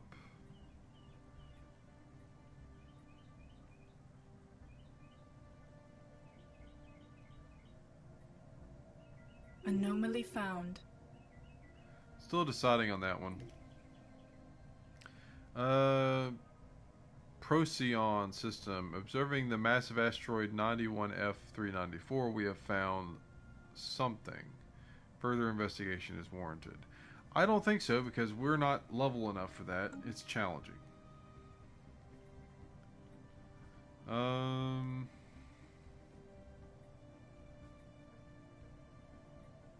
Let's go ahead and get Galactic Ambition, which is starbase upkeep reduced by 20%. The banner of our great empire will one day be as common as hydrogen throughout the galaxy. So I'll be able to set up more star bases with less cost in the long run. Unpause. So far, we have found 2 planets. An Alpine 20, which has high gravity, unusually dense gravity. System survey complete. And another one that has freaking Titans on it. Okay, Ocheron is complete. It has a trade symbol, though.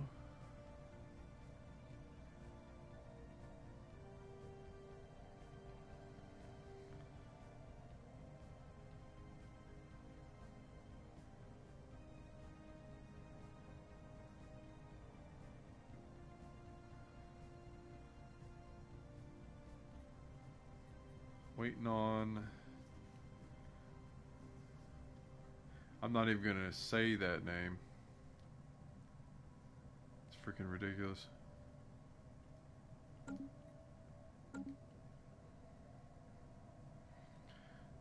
I'm guessing Alpha Centauri's down here somewhere. It's gotta be. Or maybe it's that one in the corner.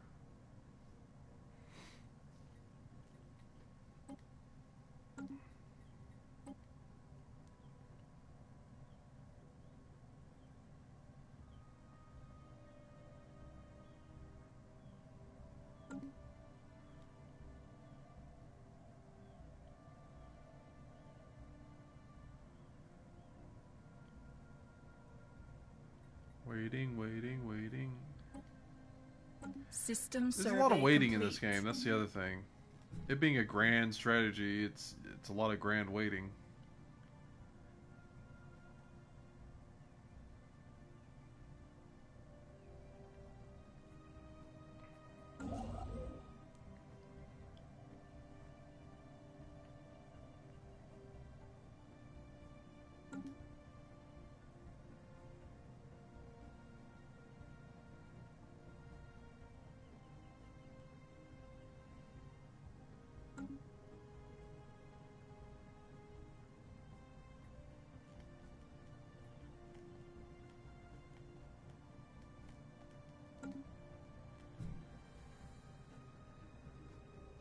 It's a lot of plantoids in that one.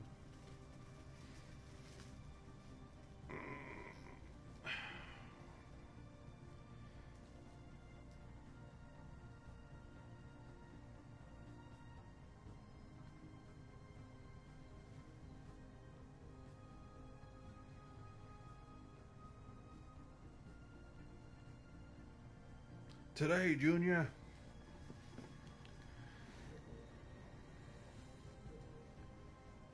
I'm going to try to make some progress in this today. It takes so long.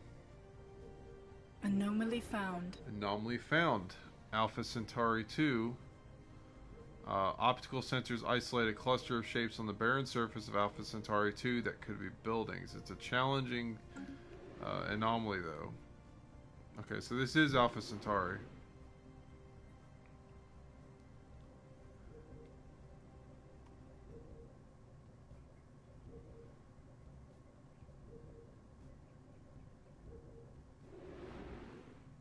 System survey complete.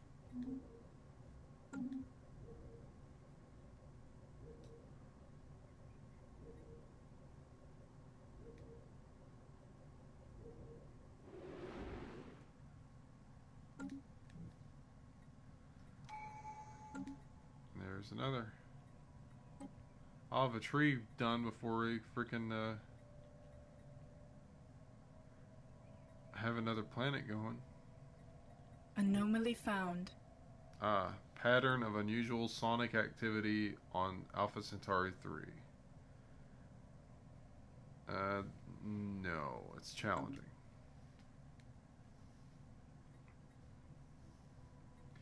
Let's go ahead and get colonization fever. Colonization fever seems to have gripped the populace. Their enthusiasm and patriotic fervor draws additional population to new colonies. New colonies start with +1 additional pop. That's great.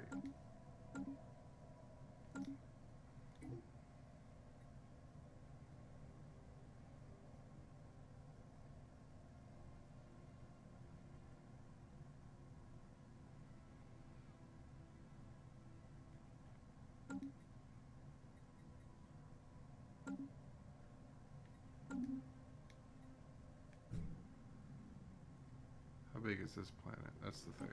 The spirits have granted us new wisdom. It's only a size 12, which is less than your starting planet.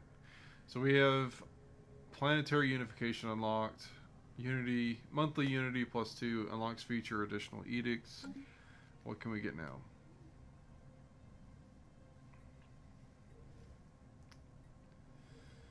Let's get biodiversity studies. Or let's get ground defense planning, actually. Naval capacity from soldier jobs, which means the ones where we build strongholds, and defense army damage. So I think I'm going to grab that early. Oh. Strategic resource discovered at Dwitham 2. During its survey of Dwitham 2, the emissary discovered several exotic gases previously unknown to us. These gases have a variety of different uses, particularly in the operation of advanced energy-based weapons and force fields. Some of the gas can also be used as a starship fuel, or even as recreational drugs. While we do not possess the means to extract this resource, we should seriously consider establishing control over the system for future exploitation. Oh, definitely. I don't want anyone else digging into stuff. So I'll probably grab that one. Okay, so ground defense, research. What are we doing on time on the others? 1 month. About to have powered exoskeletons. The spirits have granted us new wisdom. There it goes. So now we're going to get... we can get robotic workers started. Or we can get rank 2 coil guns, which are the mass driver cannons. Let's get coil guns. I want to have that offensive ability.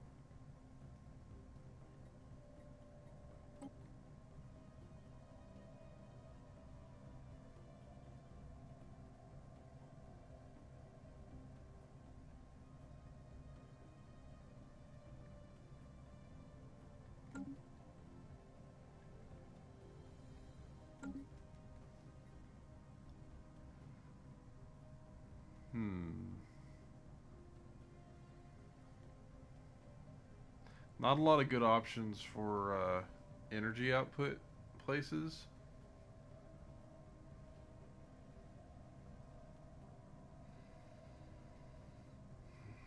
And each one of these bases I build takes up a chunk of alloy, so I gotta decide.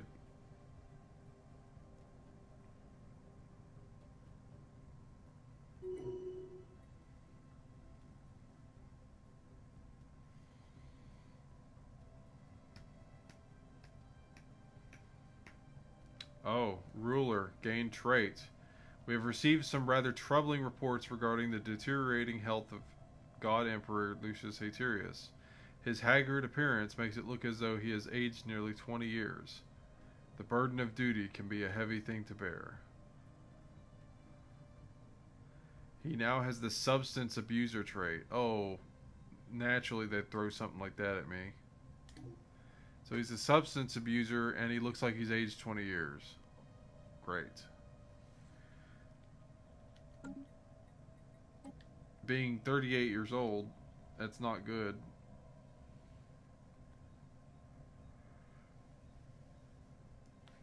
$39 now.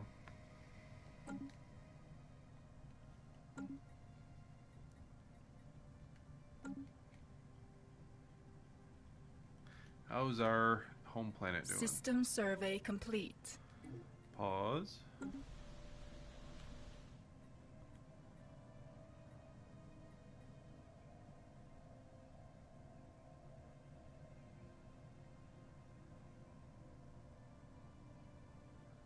think that's to the right.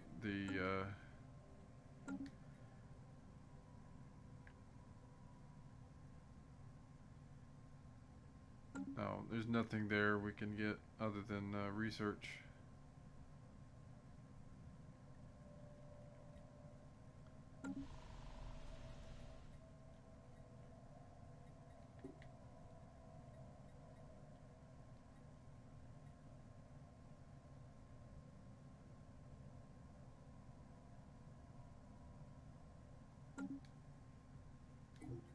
So unpause that. Anomaly found. Oops.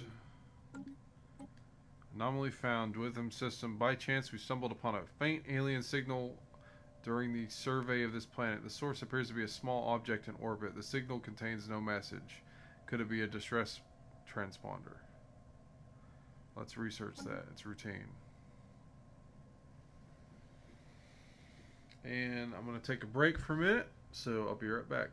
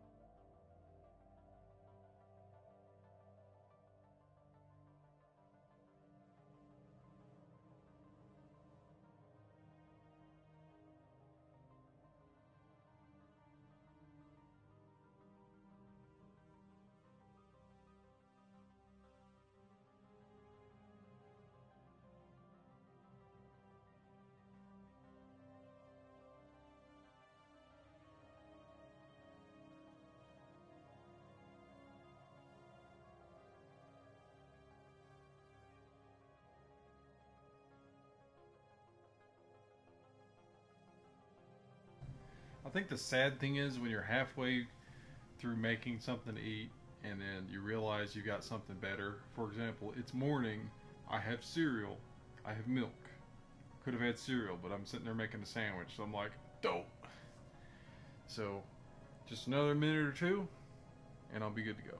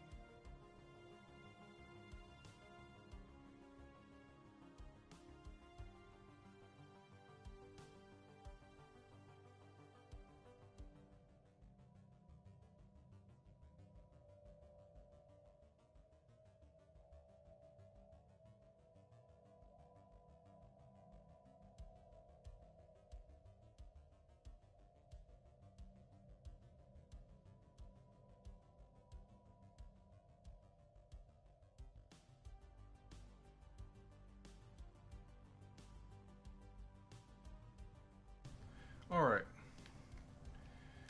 Miniature sandwich wraps in hand. I am going to resume. Let's see.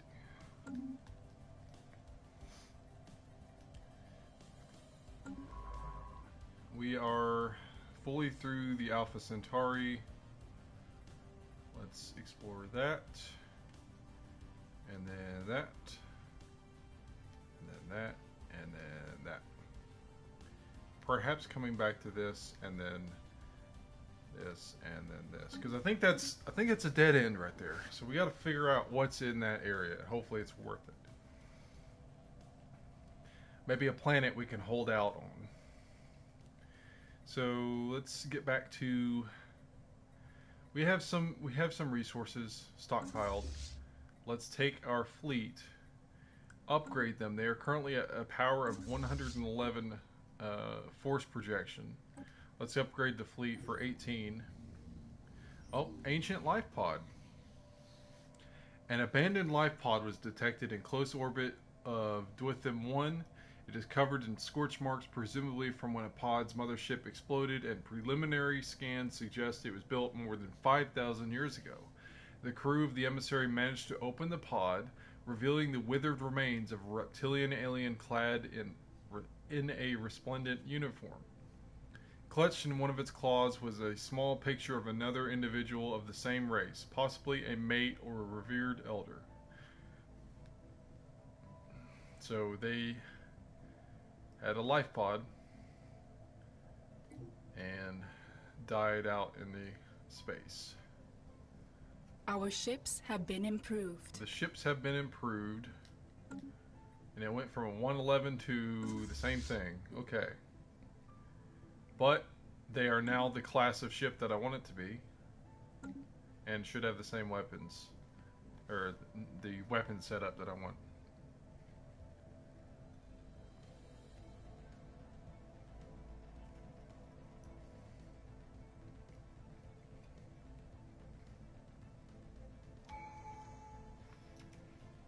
Alright.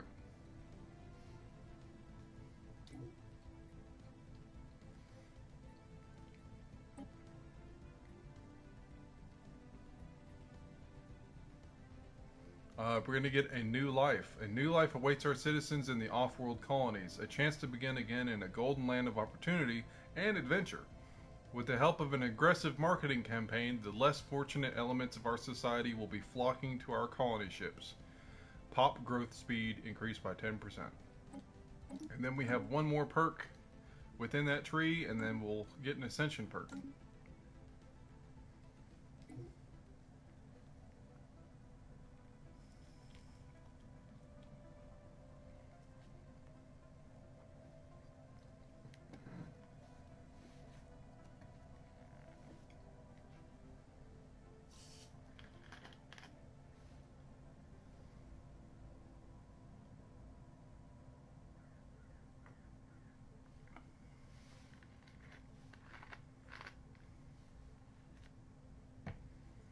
How long have we been going for?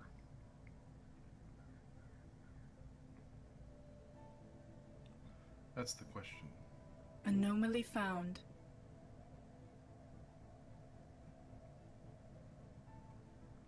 Anomaly found.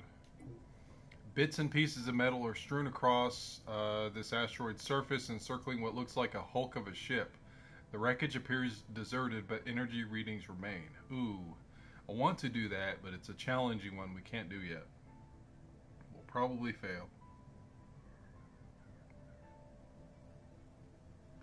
So we're going to back out of that.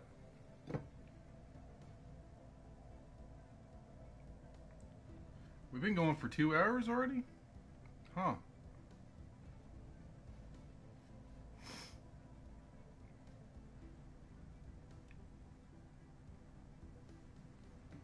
Yeah, this game is pretty slow in the start if you don't have anyone you're meeting yet.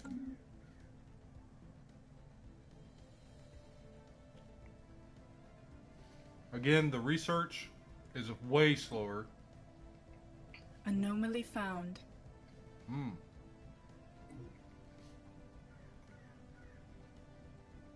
On Dwitham 5, inexplicable optical phenomena play across the surface of Dwitham 5, clearly visible from space. Yes, let's research that. We almost have blue lasers, so that'll be an upgrade for the ship. And while we're at it,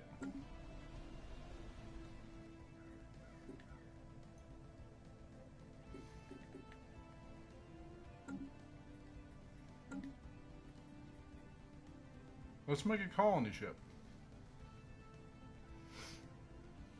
of Haterian Terrans.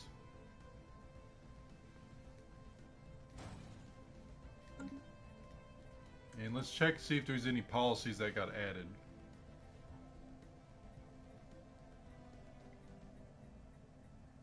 Nope, no policies were added yet. They'll add more policies as I unlock new tech and meet aliens. But we're going to start making our colony ship so we can go to, what was it, Sirius 3, I think?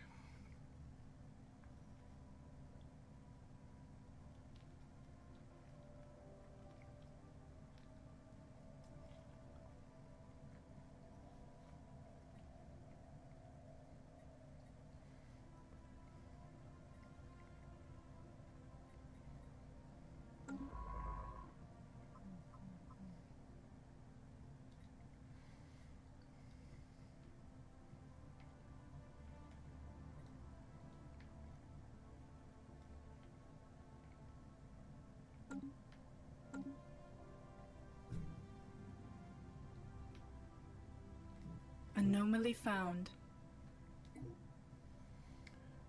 We are receiving a weak signal from the surface of this moon. The source appears to be some kind of tracking beacon. Yes, investigate that.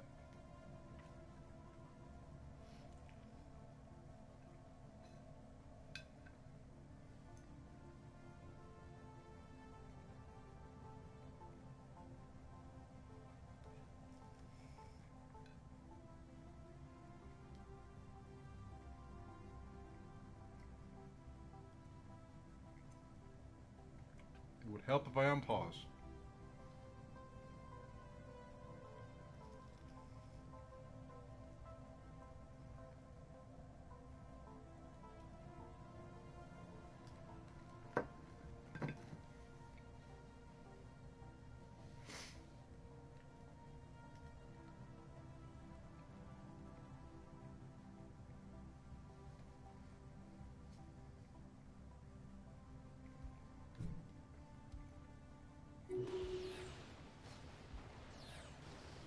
light show. Science Officer Kang Zhao reports that the luminous waves coursing through the ice that blankets Dwitham 5 is of alien origin. Some ancient battle has deposited scattered wreckage of an alien fighter on the frozen planet, and only the exposed core of its main weapons remains intact. It seems this alien race used lasers somewhat more advanced than the ones currently in use by the Haterian fleets. And the fizzling innards periodically discharge low-powered lasers into the ice of Dwitham 5. The planet's harsh climate prevents the lasers from actually melting the ice, allowing the chilly matrix to act as a brilliant prism. Oh, it just gave me the blue lasers tech. Awesome. I mean, kind of a waste for me having picked that earlier if it's just going to give it to me, but still cool. So a fighter got shot down on this Arctic planet, and its laser weapons, in malfunctioning, kept going off and hitting the very hard ice that won't melt, and using it as a prism, it would scatter the laser weaponry around. The spirits have granted us new wisdom. That's pretty cool. So we have blue lasers now. We're going to upgrade our ships with that. And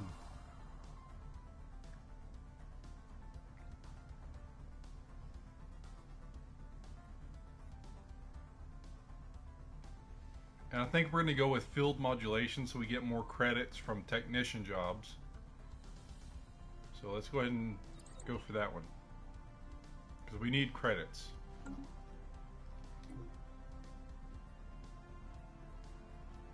And technicians are, their jobs are made when you build generator districts, because there's districts and then there's buildings. Ancient survey marker. Short range transmitter has been located on the surface of SAO 2C. It appears to be an ancient survey marker placed here eons ago to mark a large deposit of precious metals. The miners it was meant for evidently never arrived, as the deposit is still here. That's one of the moons of a planet, looks like. 2C.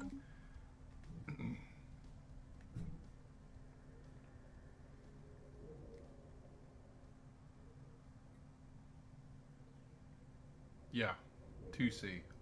It's a molten rock world.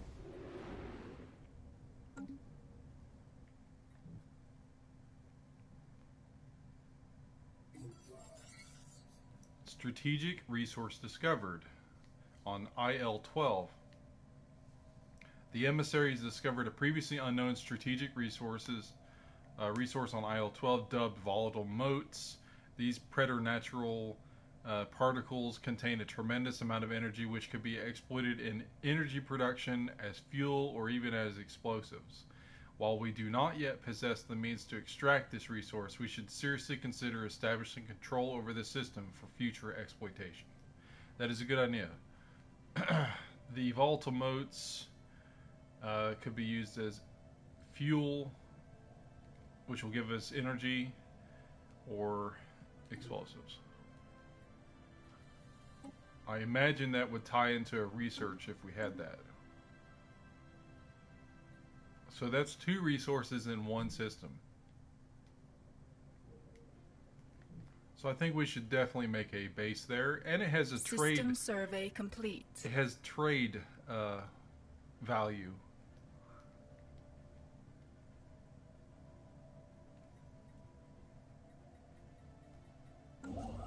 System survey complete.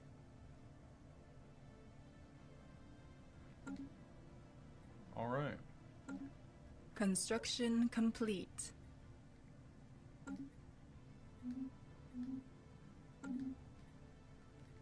So we have a colony ship now.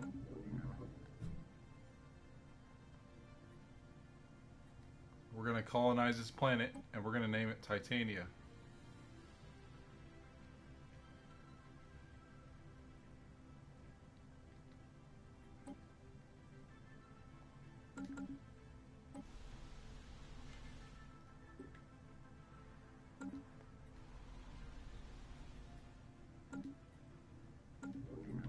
Actually, stop.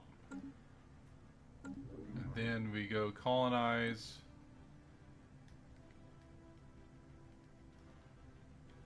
Colonna Titania.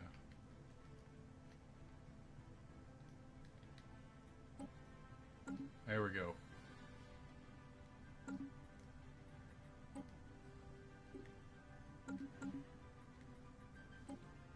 System survey complete. Another resource. Arakanan's Maw. I think that's a black hole. During its survey of the Maw, Astute discovered a previously unknown strategic resource dubbed dark matter. This exotic substance has many properties that seemingly defy several natural laws. It could potentially revolutionize the sciences. While we do not yet possess the means to extract this resource, we should seriously consider establishing control over the system for future exploitation. So, definitely. Harvestable concentrations can only be found near black holes or in certain nebulas. So, yes, I'm going to, for sure, get dark matter locked down to my control. So, let's get our construction ship over here.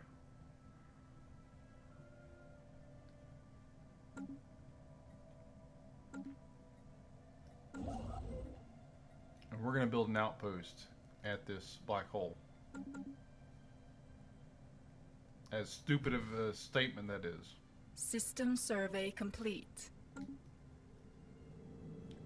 Looks like there's the destroyed planet right beside it. Broken world. Anomaly found.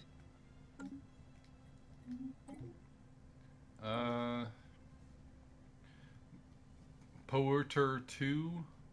A Class 12 asteroid orbits this planet. This small planetoid's orbit appears far too stable for its presence to be a natural occurrence. Yes, research that.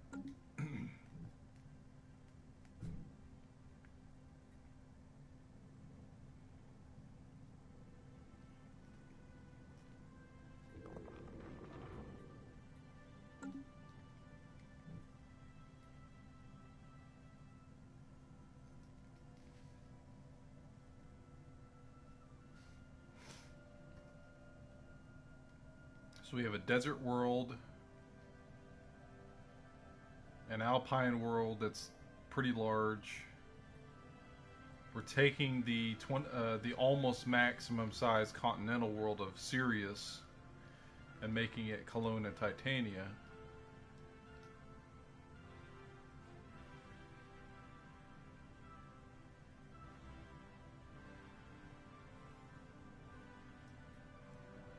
We are spreading our faith to a new world. The first Haterian Terran colony. Our colony ship has gently touched down at the mouth of a river, a large river delta on one of the several continents that can be found on Colonna Titania.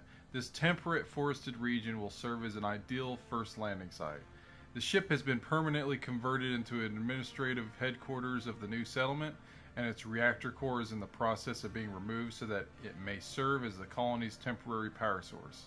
Hundreds of small tents and prefab shelters have sprung up around the former starship's massive hull as colonists begin to disembark in large numbers. The first Haterian Terran city on an alien world. A great day for the glorious Haterian Empire.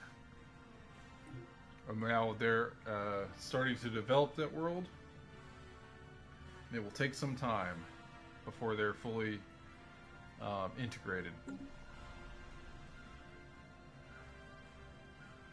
So we have on this planet dense jungles, a lot of dense jungles. Oh, we found a civilization. Pre-space. We have detected the presence of a primitive alien civilization on Bregler 3 in the Bregler system. They currently seem to be experiencing the equivalent of a renaissance, having recently left the medieval age behind them. Scientific knowledge is spreading rapidly, and the armies of the petty kingdoms are equipped with crude gunpowder-based projectile weapons. We should consider building an observation post above their world to study them more closely. We can do that, or we could possibly invade them depending on the planet and the race. So let's see who these braggarts are on Bregler. And this is a Savannah world. A size 18 Savannah world. It's pretty large. Looks like they have pyramids. Stone palaces. Primitive palaces built out of stone where the local ruling elite resides.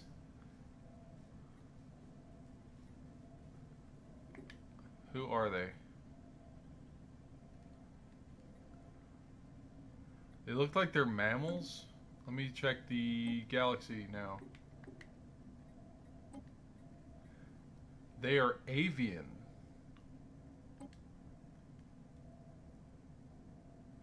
That doesn't look like a bird to me. It looks like it might be like a raptor trying to be a human. So you see this 6-foot turkey. And you think its vision is based on movement, like the T-Rex. But no.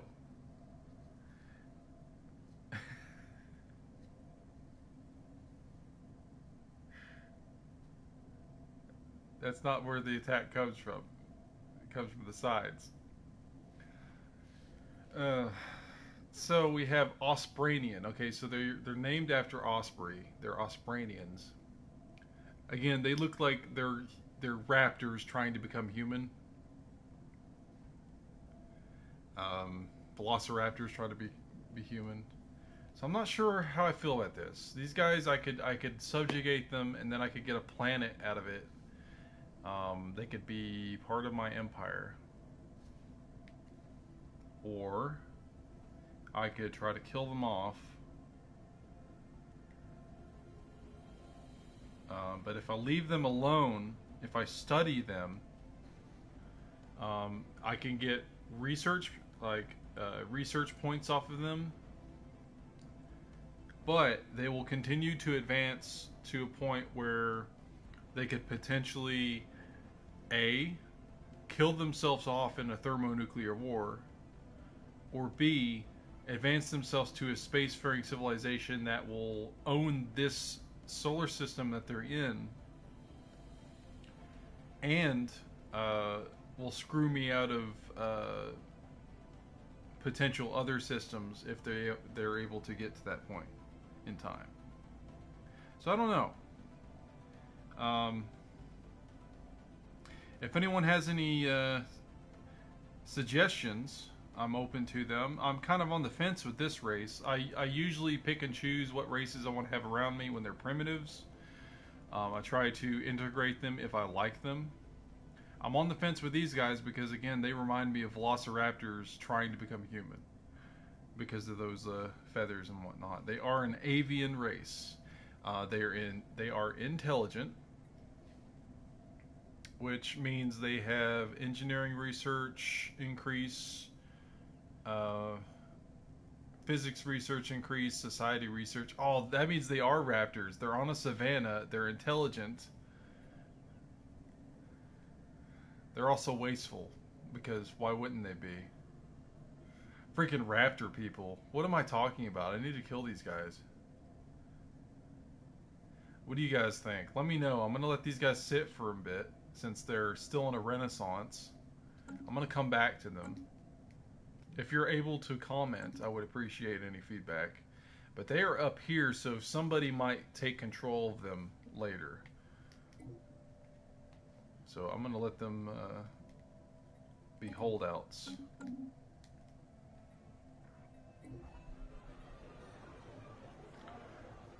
Faction founded. New faction has recently been gaining traction in the internal political landscape of the glorious Haterian Empire. Led by scientist Let's Swallow, Iwela, they call themselves the Church of Traditional Values. Their members support spiritualist and conservative values. A disgruntled faction will be a source of trouble, but one that approves of the government's actions could prove useful. See, in the real world, I wouldn't let this happen, because there is only one faction, and that is the glorious Haterian Empire. Sure, there are different workers and units within the faction, within the Empire, but this is blatantly, possibly going to go against the Empire if I go down the wrong road. But it seems to be supporting so far, just in the namesake, spiritualism and the keeping of conservative traditional values. So, there's more factions founded.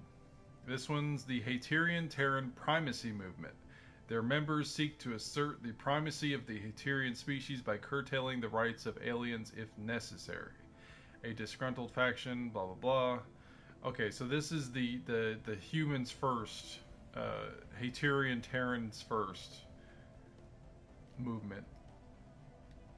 Okay, and this is the Imperial Unity movement. Members have been pushing hard for an extreme centralization of political and military power. That is totally something I would get behind. I forgot to look who was the founder of the last one, but this one's scientist Javina Sondaram. Who's the other one? Oh, contact report. Primitives. Effectively capping off previous discoveries of lower forms of life, the report on the primitive aliens of Bregler 3 encountered by our fleets has reignited interest in the xenological sciences on Terra Flora, previously considered a largely theoretical field. Disconcerting. Okay, who's the leader of this one?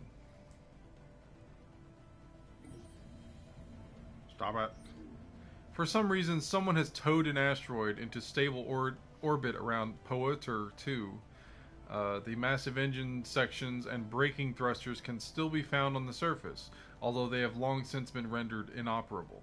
Whoever did this also mined the asteroid for minerals, but these operations were seemingly abandoned shortly after they begun. So that adds more engineering research to that asteroid. Pause. Oh! Guess what? The Haterian Terran Primacy Movement is by me. And I can rename the faction?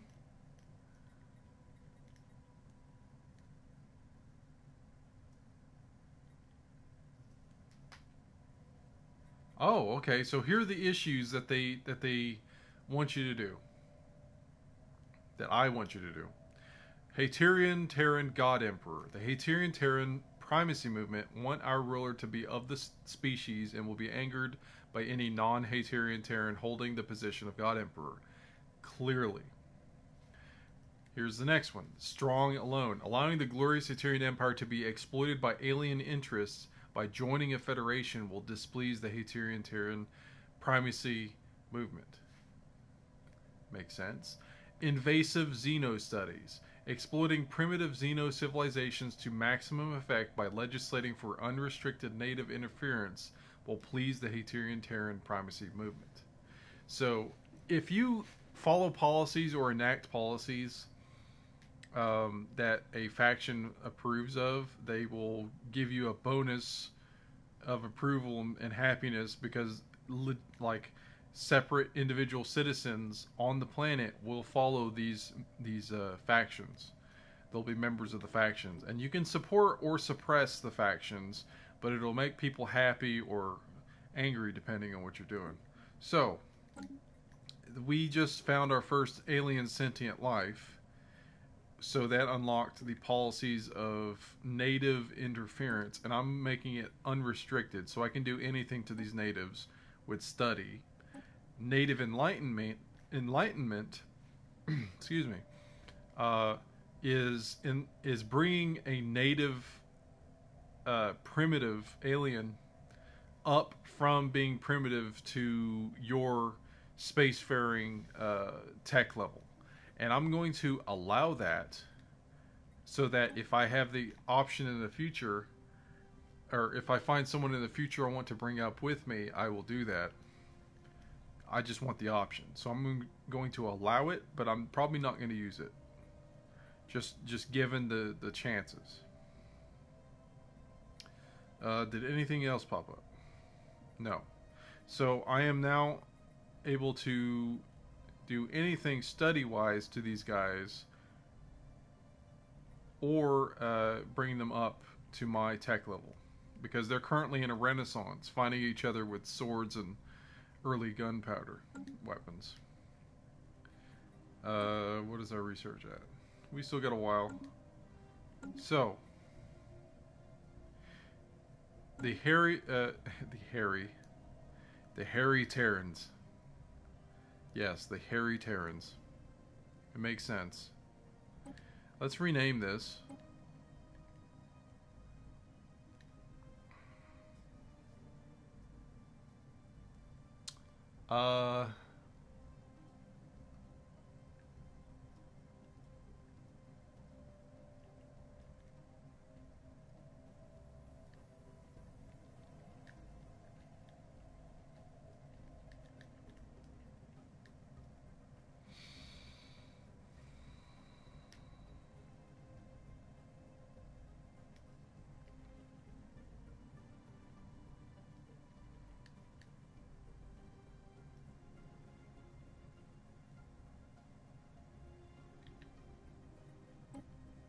Haterian Order for short. As it should be. And I'm going to embrace this faction when I can, because it doesn't have any huge things that go against me, and it's my own character that wants to do this.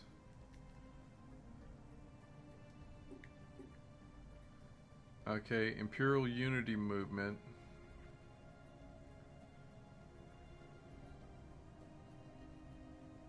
Let's see, they want autocracy, which we have, an imperial or dictatorial authority, and stratified society. Ensuring a stratified society, be it through stratified economy, slavery, or even purging, will please the imperial unity.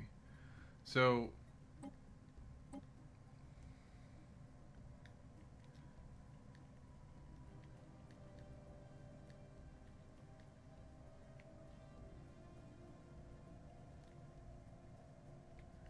this one's going to be Haterian Order, while the other one's going to be another name.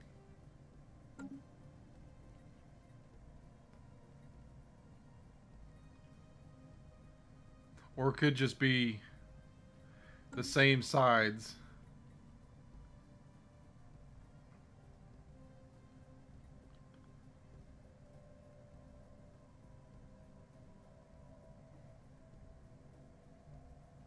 Okay, this one doesn't want robots.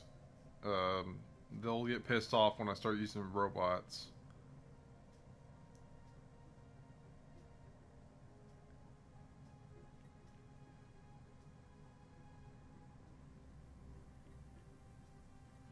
Piety, homogeneity, where you have to be a pious pop.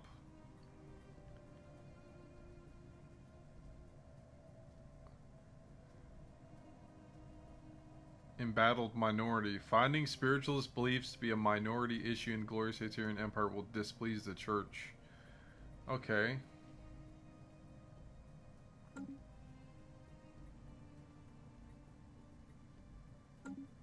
Well.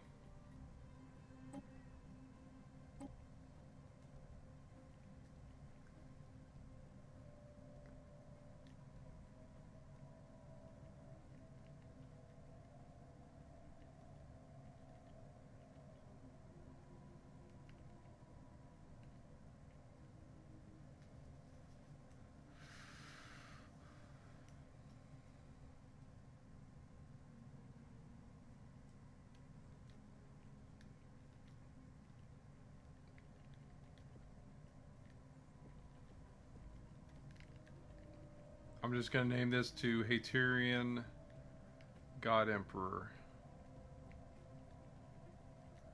because this is all about humans being the God Emperor and staying strong away from federations and the Xeno, just utilizing Xenos however I need to.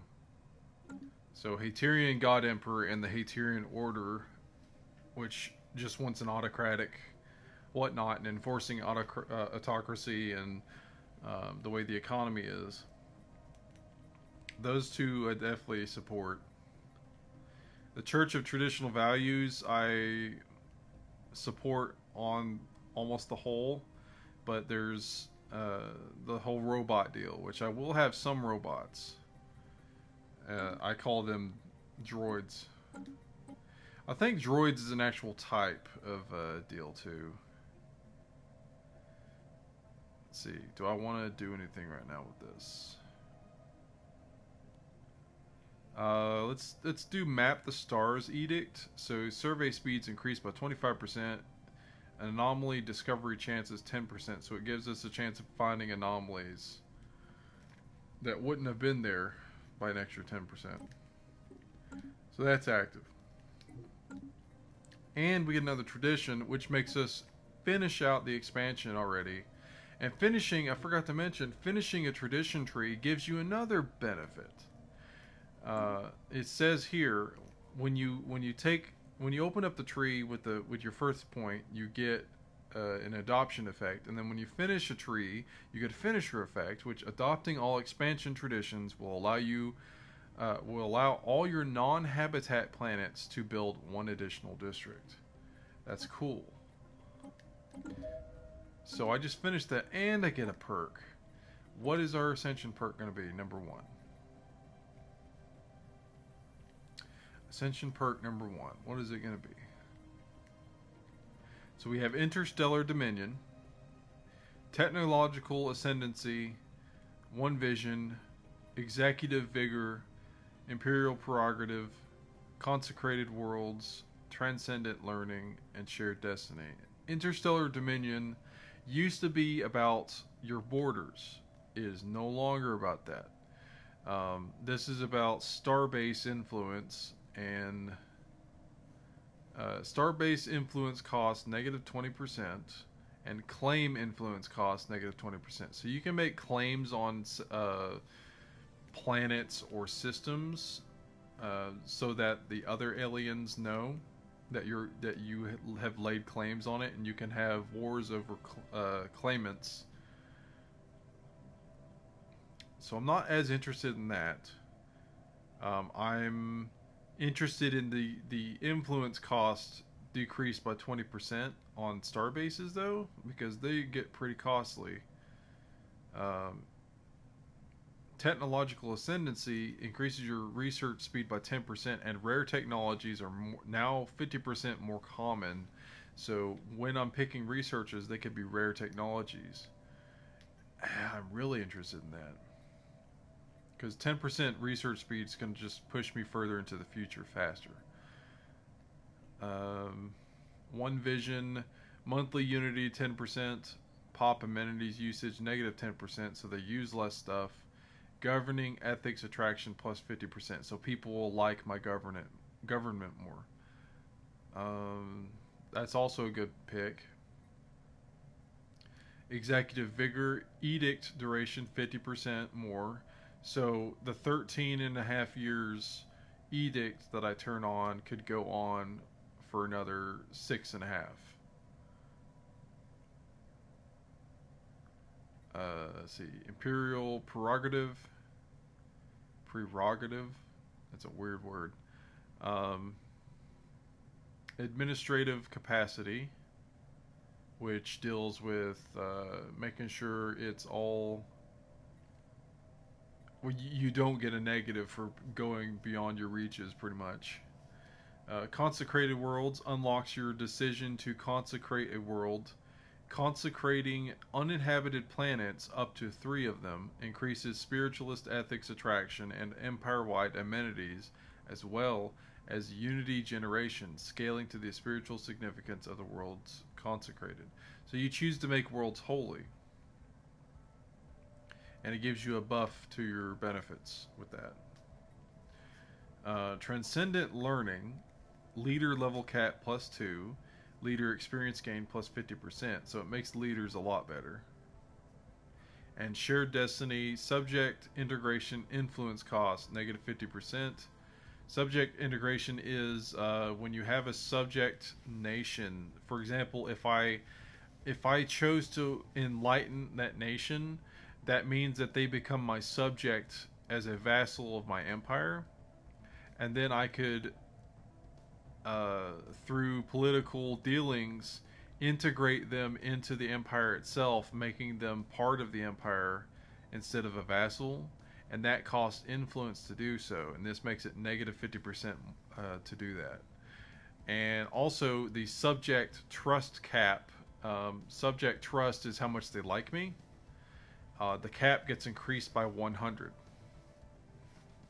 So this makes them like you more, and it costs less to integrate them into your empire. Should you do that? I'm not going to do that just yet, so I'm not going to focus on it. I'm thinking technological ascendancy for research speed, and it gives me rare technologies 50% more common, or I'm going one vision. Monthly unity plus 10, pop amenities usage negative 10, and governing ethics attraction. You know what? I'm going to go technological ascendancy because I just need to get that technology researched as fast as possible. And I get more rare technologies, so I can get the rarer ones. Usually takes longer, but I can get those quicker. I'm going to do that. That's a cool pick in my book. So that's my first Ascension perk. Awesome, awesome. So we have the colony still building.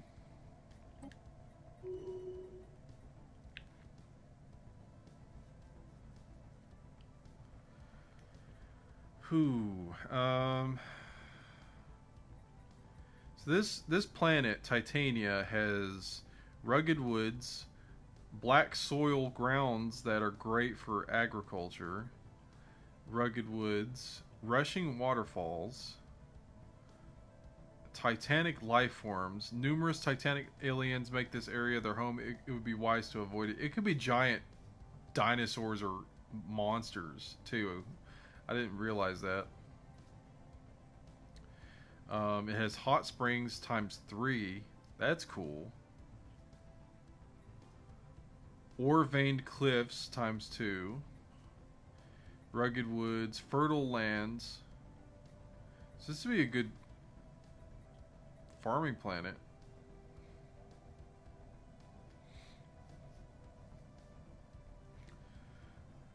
And I have to consider like what districts I'm going to build, because it takes away the amount of districts I can build in the rest of them as I build these, because it's a slot system.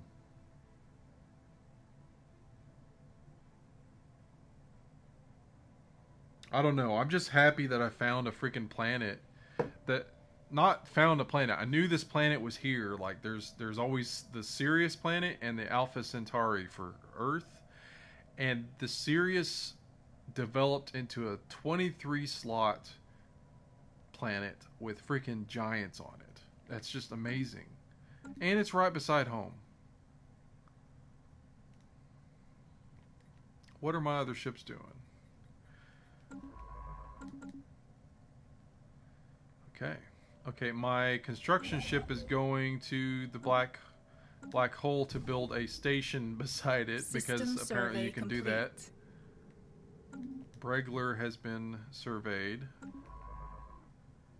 I don't want to go that way, but I kind of need to. I need to make another research ship too while I'm at it. Let's go ahead and make another ship. Because I need at least 4 research ships.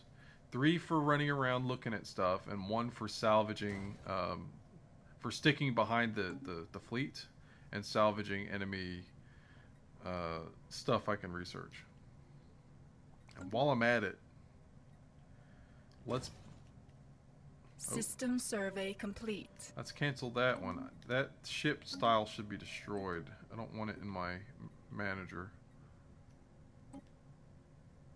That's why it didn't go up. I also need to get the lasers Construction upgraded. Complete. There we go. Nothing else has changed. So we need to get the military fleet upgraded to the Trireme edition. Trireme class Our instead of ships that. have been improved.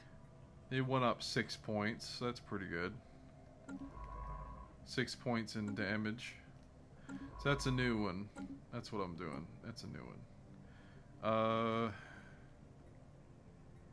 Again, not great picks, but I'm gonna pick the youngest person.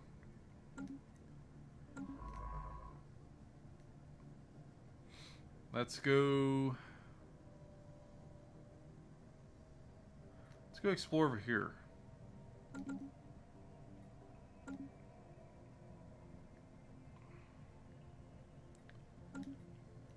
I don't think I can harvest the dark matter yet, but at least I have the system under my control now.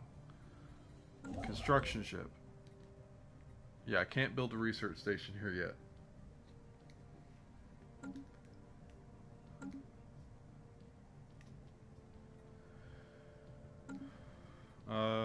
Construction ship, go over here, because that's a lot of energy in that system.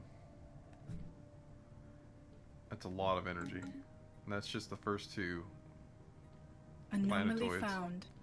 Anomaly. An abandoned ship has been left to drift aimlessly above this moon. The massive sails protruding from its hull suggest that it relied on solar power to function. I want to research that. Sounds pretty cool. Let's build some actual military fleet. Get those queued up. 1, 2, 3, 4, 5, 6. So that'd be 9 ships. 10, 11, 12, 13, 14, 15, 16. I'm 4 away from having the max fleet size now for military. This is probably going to cost a lot of upkeep. But I need it to possibly fight off whoever's going to be around the corner. I don't want to get stuck with my pants down again like last time when I was playing on my offline game. I spent so much time building my fleet that I couldn't save some of my mining stations being destroyed by somebody that declared war on me. And that's not a good thing. So unpause it. We have 3 systems under our control.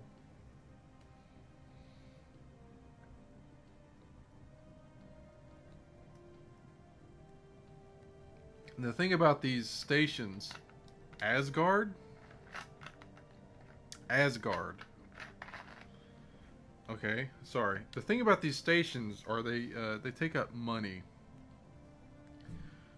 energy. A tomb world in a system called Asgard. So somebody was here and then they got nuked into oblivion by something. Anomaly found. Anomaly found. Okay, 2 anomalies.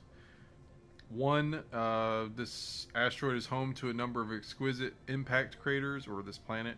However, something breaks the visual uniformity in one of the larger craters. So there's something in a crater. Do that.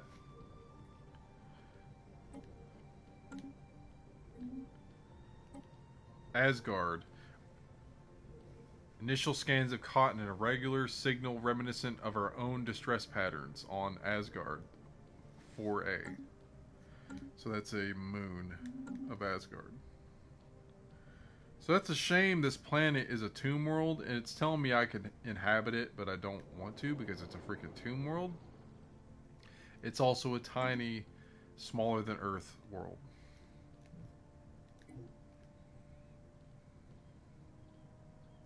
Because mine is, Terra Flora is size 16, I believe.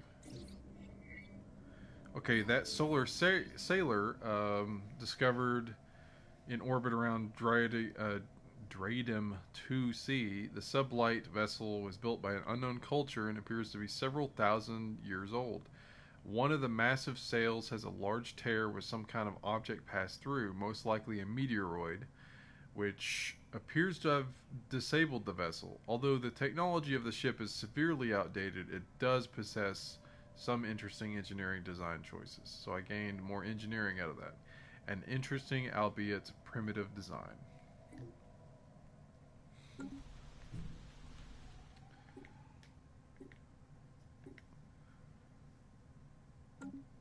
Okay, so Terra Flora is a size 16 planet, continental world.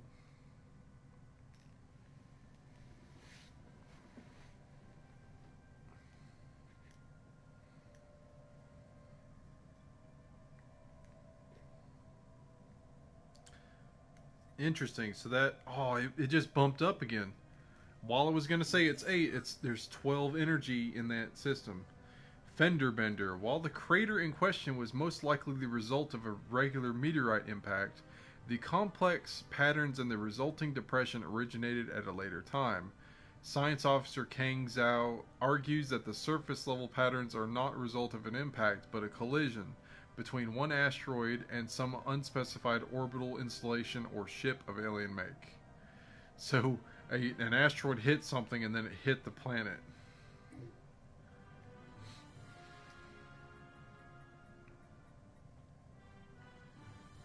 Or maybe it was the asteroid that had the craters in it. Yeah, I definitely want to come over here with the construction ship.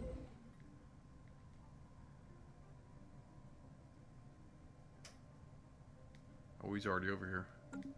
Anomaly found.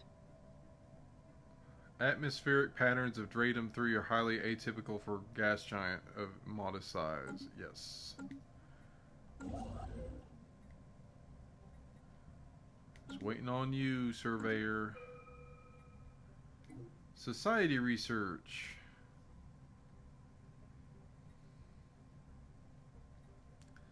So I can get off-world trade companies.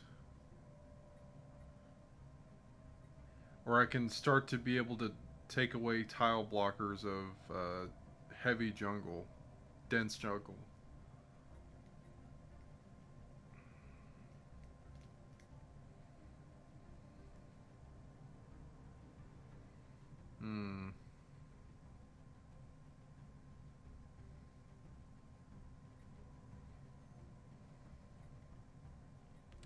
Let's go with the defoliants, so we can clear those tile blockers on Titania.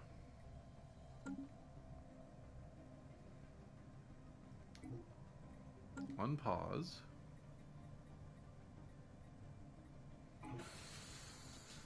Lost in space. The signal we intercepted was a distress call from a ship in orbit around Asgard 4A. The ship is not giving off any heat signatures and seems to be drifting. A special project has been issued to investigate what has happened to the crew. Okay, derelict ship. Intriguing. Situation log updated. Situation log. Derelict ship. Needs a scientist in orbit. There's a scientist right there. Right beside you. So go ahead and try to save this derelict ship. System survey complete.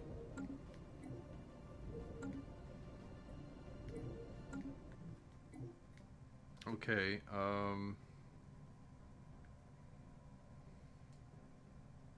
yeah, that was up there. Let's see how this goes. Special project complete. The crew of the ship has been found dead. What is more disturbing is that they appear to have been killed by some highly advanced brain parasites, which infested them and drove them mad. Thanks to Science Officer Jill Burness's findings, we were able to protect our own crew from being infected. That would have been terrifying. Brain parasites. Ugh. So we don't get the ship. And I guess they destroyed it so that they wouldn't spread. Alright.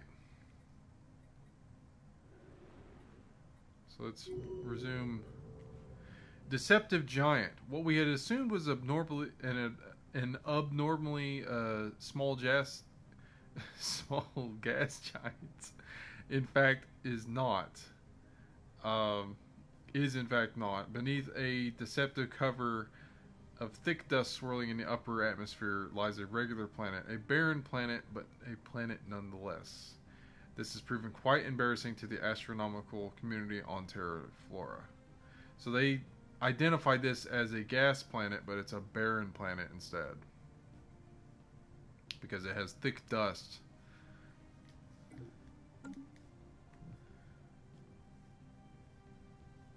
barren planets can't be. Actually, I think they can be. Well, no, it's arid. I'm thinking arid. Barren planets cannot be colonized.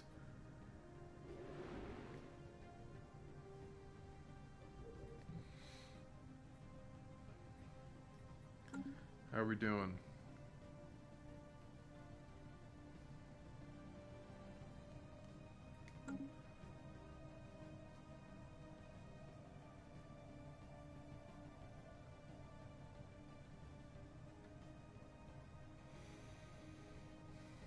Come on, Dratum.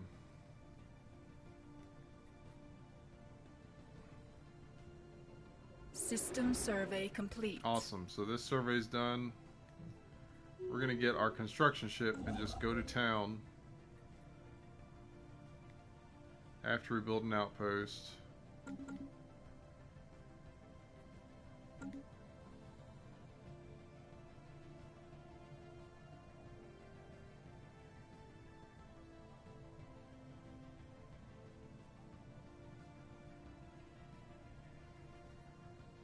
Anomaly found. Somewhere beneath Bantheri 2's unctuous clouds, unnatural structures silhouette themselves against the toxic surface. And we can't do that other one. Asteroid is emitting some form of radiation in controlled bursts. Is something trying to communicate with us? Yeah, research it.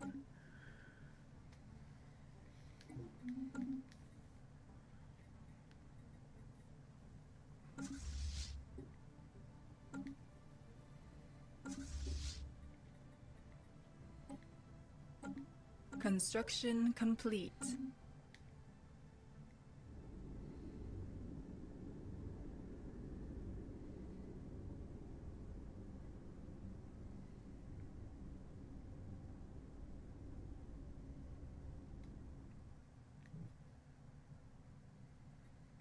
System survey complete. All right, so we got that one. It's 400 to build all that energy. And now we have another tradition.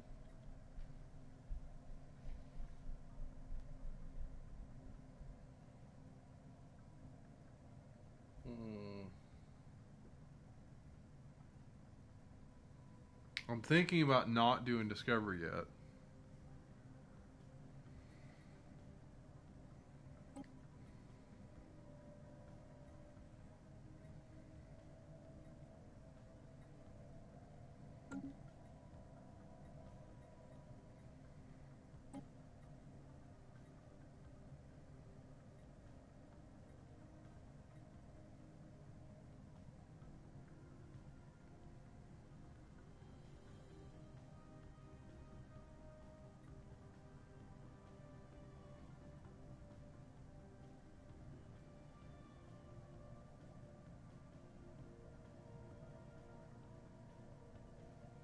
It's a tough call for these.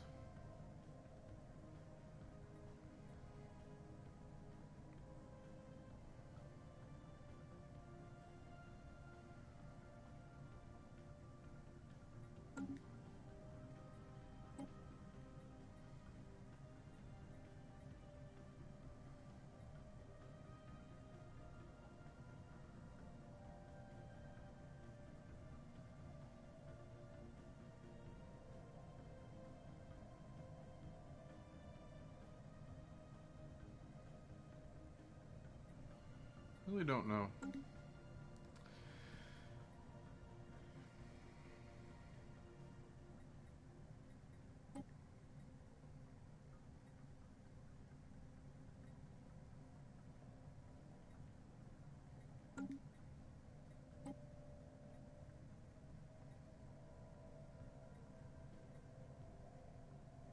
Well, let's do discovery so we can get the research alternatives perk,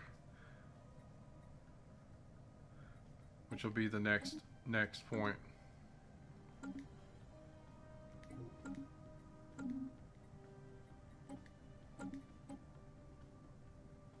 We almost have rank 2 kinetic cannons. The Cybrex. We have recovered artifacts from an ancient alien civilization on 50K 2112.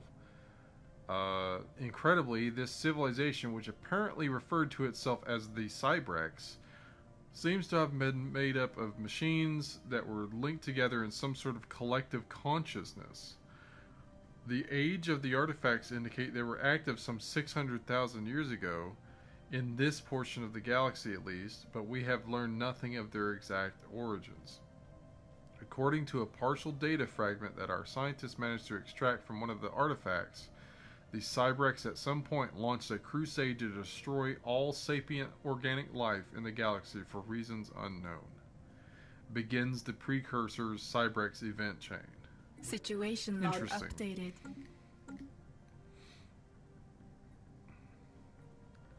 So, bunch of robot dudes that want to kill everybody. System survey complete. So we have this one, this one. The faithful have claimed a new world. We've established the colony Colonna Titania in the Sirius system. So it's finally a developed world. Okay, Asgard's good.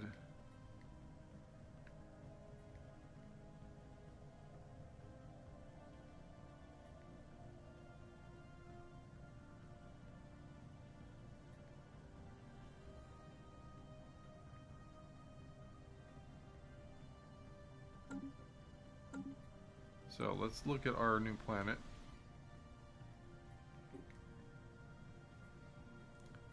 We just have specialists. Calling a specialist. We are going to build a city district,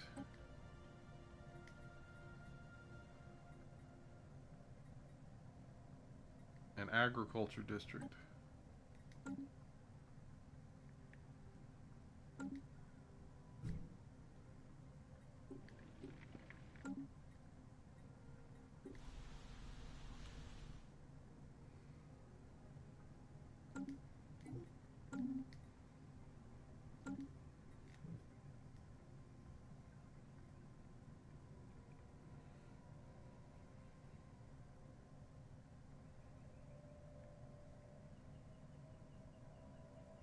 gradually getting those construction complete. Energy things. So I have my 16 size fleet. It's 627 power projection. 1, 2 more.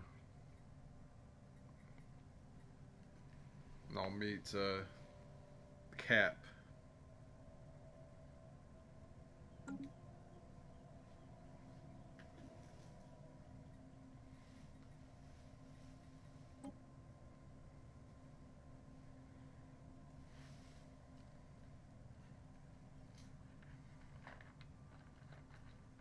Oh yeah, and we get our field modulation in 19 months.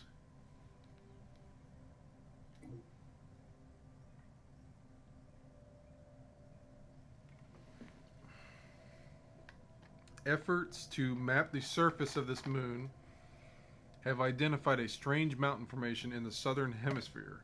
It does not appear to have formed naturally. Okay, research that.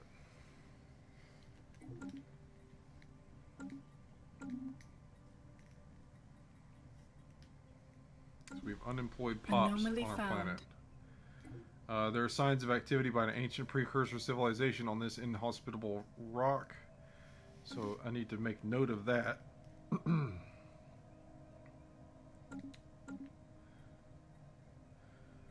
think it's there. So our capital planet has unemployed. Let's put an army down. Stronghold.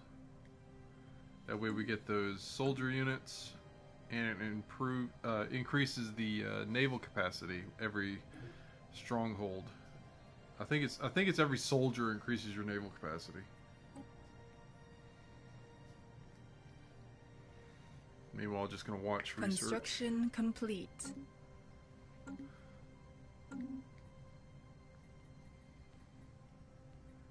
Two more of those. Anomaly found. We briefly detected some unusual energy readings emanating from this moon. It might have been a glitch in our systems, or it could be a sign of something more. Yes. Research that.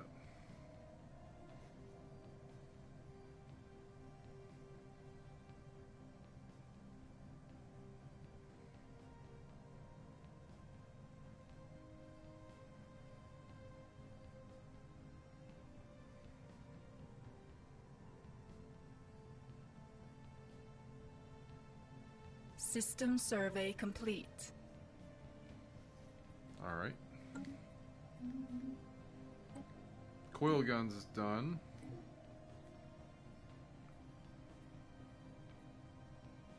Let's get nanomechanics so that we get more engineering research from researchers.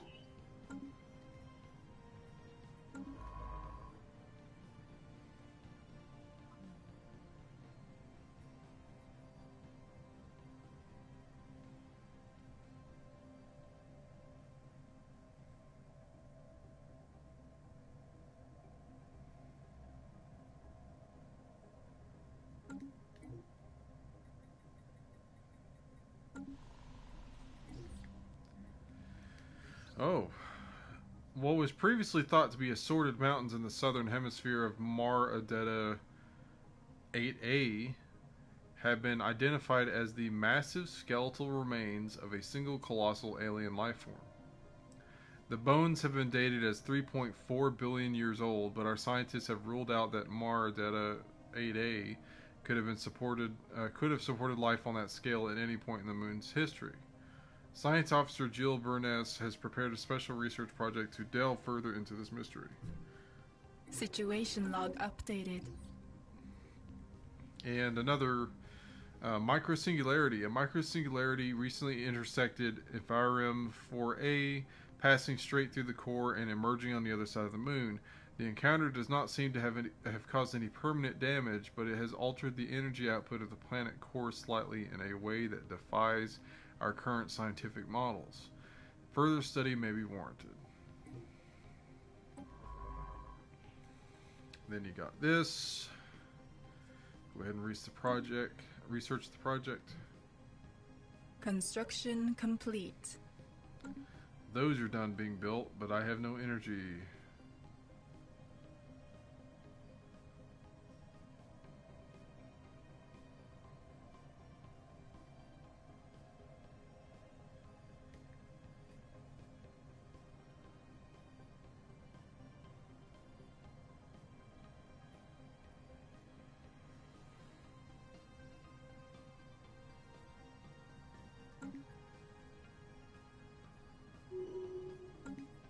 Construction complete. So that's that done.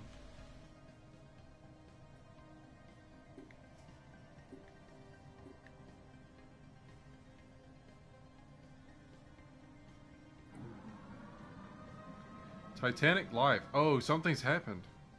The native life of Colonna Titania is built on an epic scale, far larger than anyone previously thought it was possible for biological life.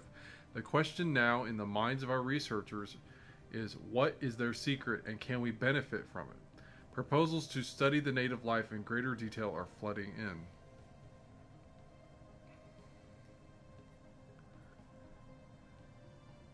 Yes, I'd like to study them.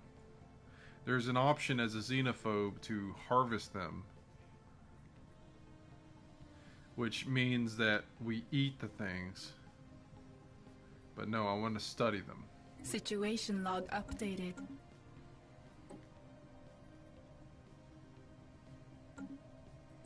Which will pause our ongoing society. System survey complete.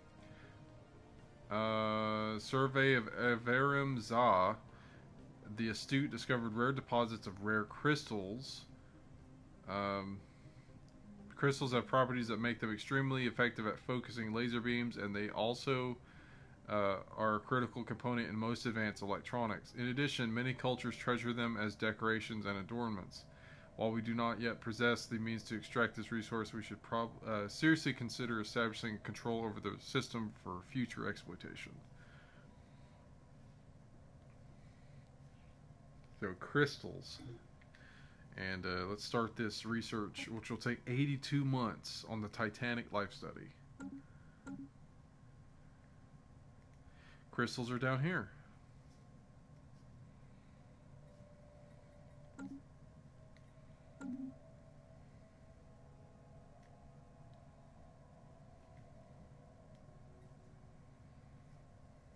Special project complete. After continued studies of the massive skeletal remains found on Maradetta 8A, Science Officer Jill Burness has concluded that the creature served as some kind of organic starship. Much smaller bones from at least 3 separate species were found within the larger skeleton, and we assumed these came from members of the crew. For unknown reasons, this organic starship suffered catastrophic damage and crash landed on Maradetta 8A. While we cannot begin to understand the biological engineering necessary to grow a starship like this, the study of these bones alone has substantially advanced our knowledge. +3 society, +3 engineering, and experience for the scientists. That's really cool. Makes me think of the Wraith from what is it called? Stargate Atlantis. The Wraith have living ships. As far as I remember. Organic ships.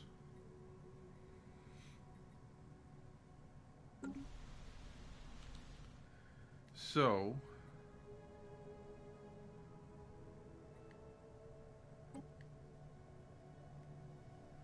I guess we're going to continue to build housing on Terra Flora, and then energy if we're able, because that's our planet. We got to have the housing.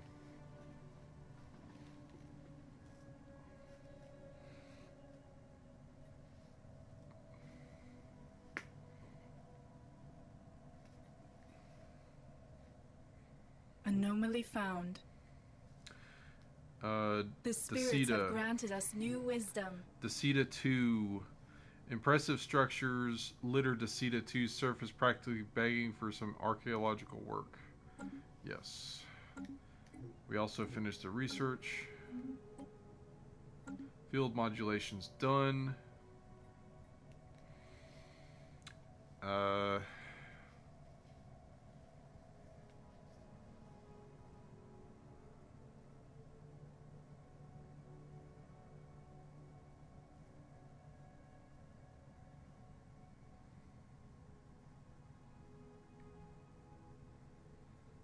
We're going to go with global energy management. That's going to give us another building type.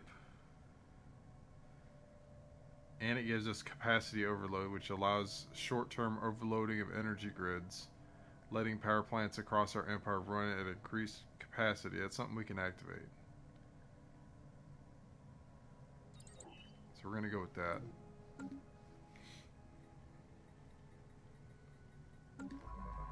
Science ship.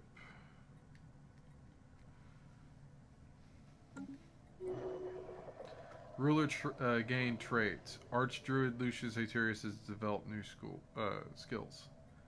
He got eye for talent. Migrating forests. The surface of Colonna Titania is covered in lush forests, with massive tree analogs rising hundreds of meters into the air. Interestingly, our colonists have found that nearly all of the flora is mobile to various degrees. Forests stretching for miles will slowly migrate to new areas richer in nutrients in a cycle that seems tied to the planet's orbit. Unfortunately, this has seriously hampered our efforts to develop the colony's infrastructure. The migrating trees frequently cut power lines while smashing our buildings and roads into rubble. We need to find a solution. Begins the migrating forest on Colonia Titania event chain. Special project study migrating forest, or special project burn migrating forest. Situation log updated. I just want to study it. That sounds really cool. Maybe if we built up into it. Construction complete. I want to. System Okay, survey this is going to complete. take 230 months, and all the society research. We're already studying the Titanic life.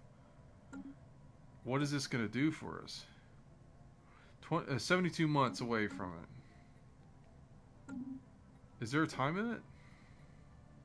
No, I just want you to do it.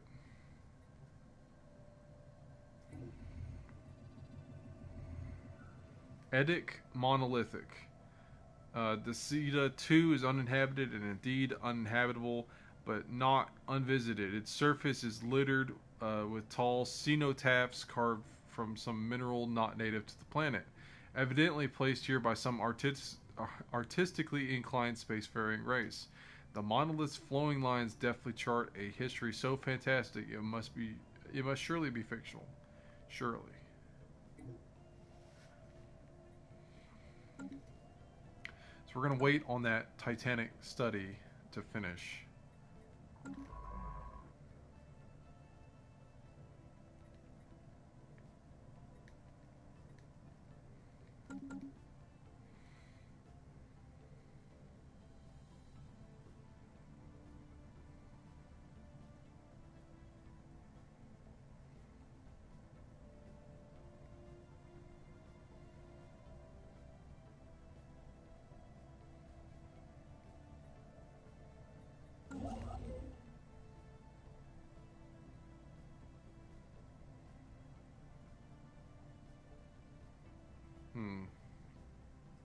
Maybe I might as well build a star base over here with these guys and start researching them at least, or just take control of the area.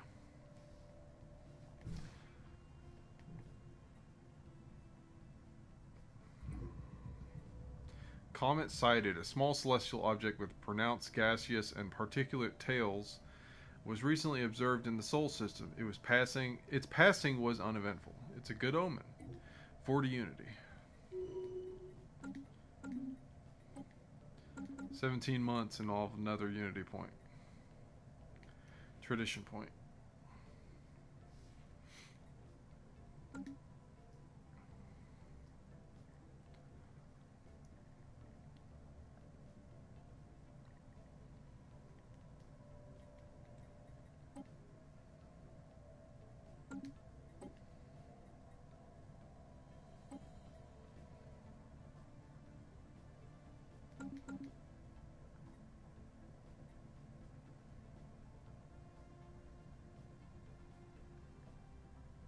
System survey complete.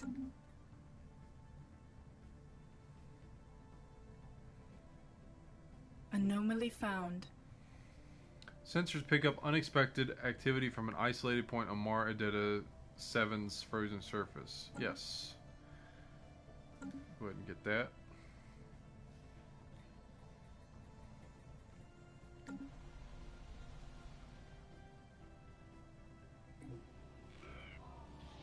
Natural wormhole. We have detected what appears to be a naturally occurring subspace phenomenon on the edge of the Mythar system. A rift in the very fabric of space-time has formed here, creating a wormhole that, our scientists speculate, may provide conduit through subspace to another wormhole located somewhere else in our galaxy.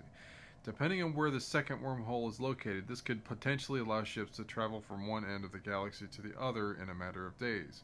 Unfortunately, this wormhole, like the vast majority of its kind, is inherently unstable. Any vessels foolish enough to pass through it would be ripped apart in seconds. If it could be somehow stabilized. Construction complete.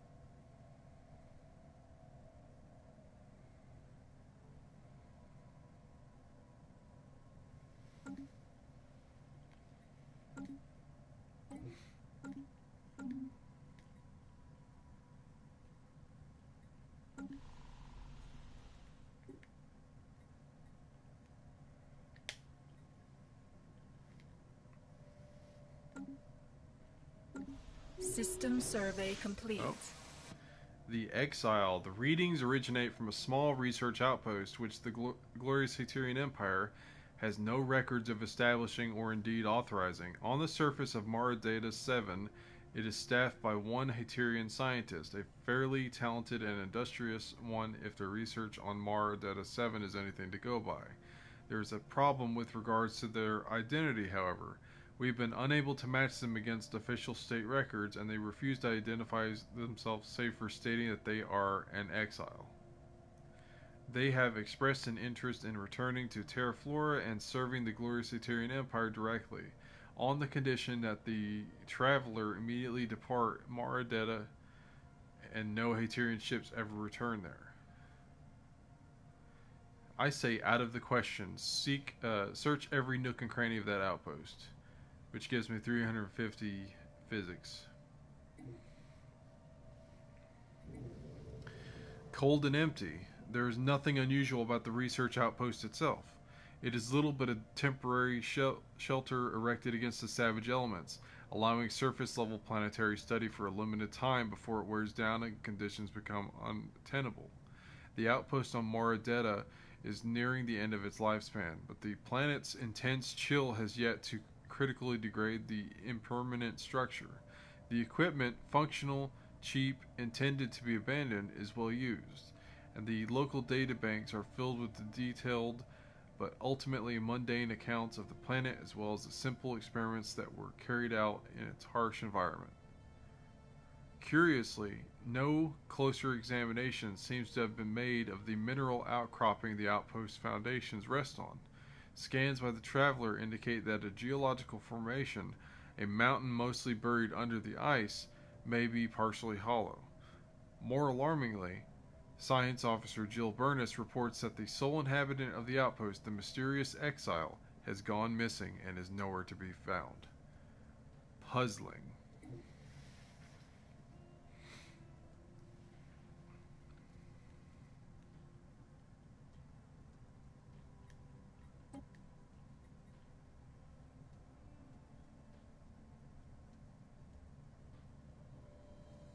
System survey complete.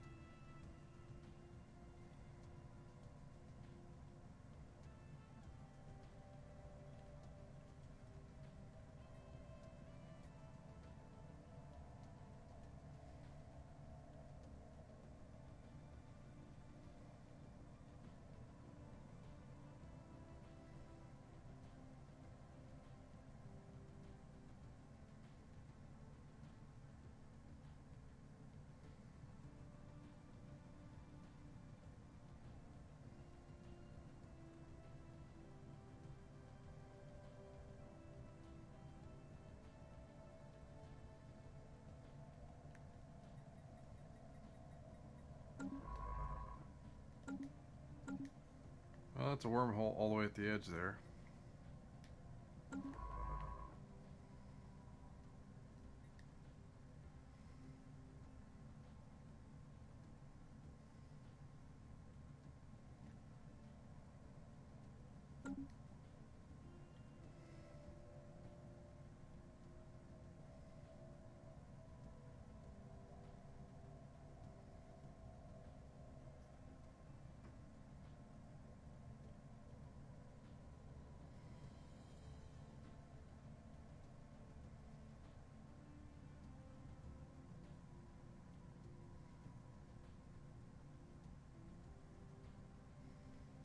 System survey complete.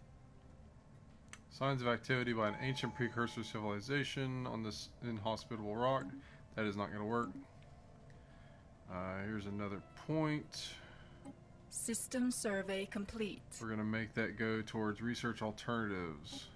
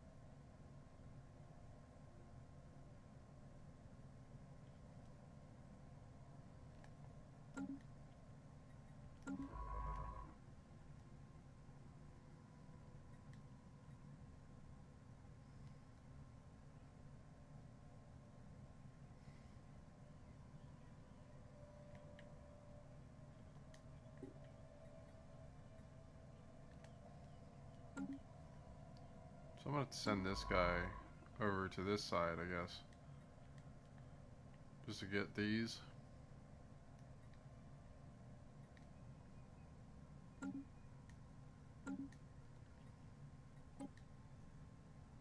$23 months for that one.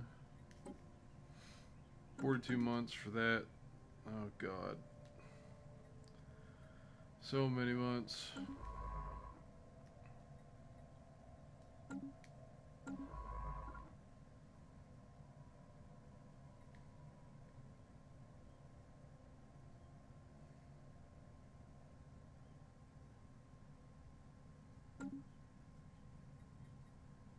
Construction complete.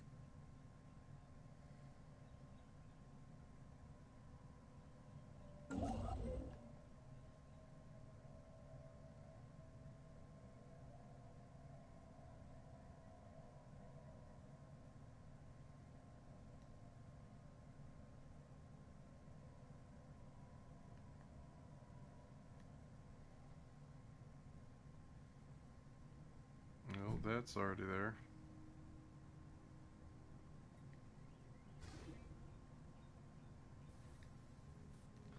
Go ahead and build an observation post. Anomaly found. Signs of activity by an ancient precursor civilization. Cannot do that yet.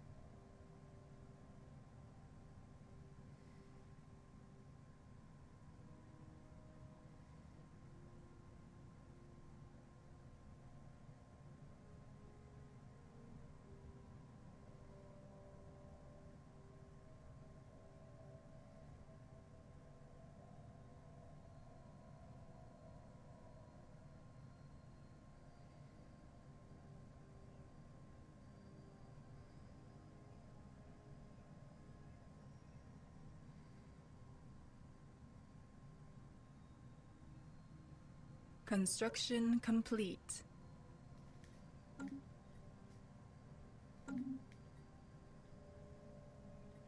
So we have 20 out of 26 System ships. survey complete.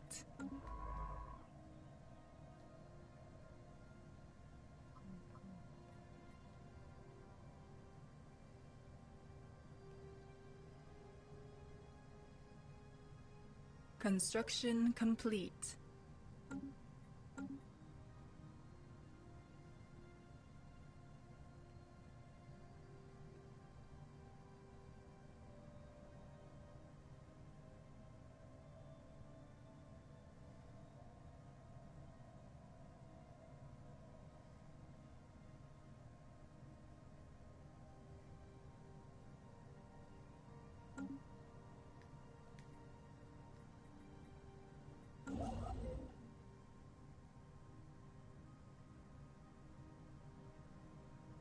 Nothing beyond 4 energy on these that I can tell.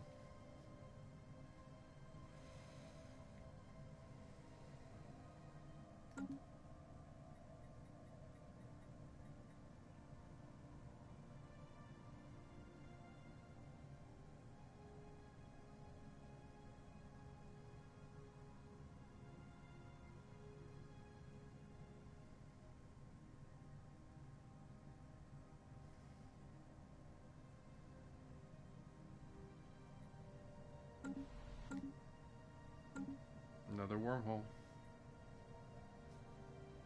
And a 16 size continental.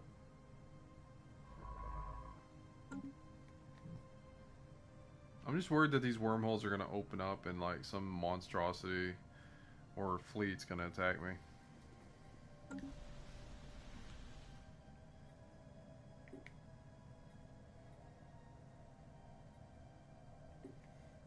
Anomaly found. Radiating asteroid periodically spews an alarmingly eclectic mix of particles and radiation into the void. Can't do it yet.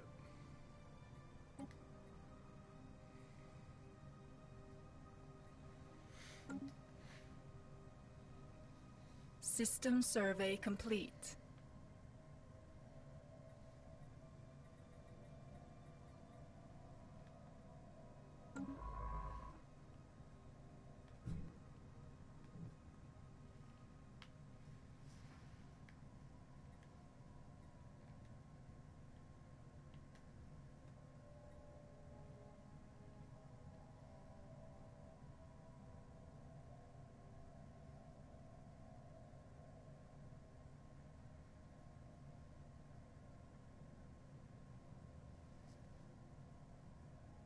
The spirits have granted us new wisdom.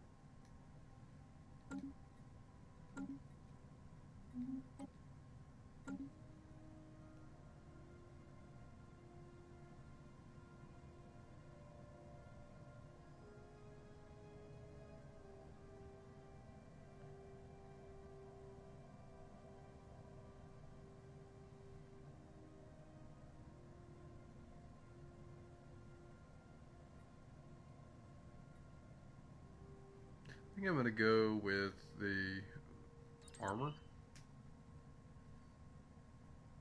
And we'll have upgraded ship armor. Oh, new alien menace, Gamma Menace. We've now encountered intelligent life capable of spaceflight. In sharp contrast to the primitives previously observed by the glorious Haterian Empire, we have yet to get a good look at the beings piloting the crafts that move through the dark with purpose unknown. Worrying. So this is where an empire is. I am not happy about that. So we need to...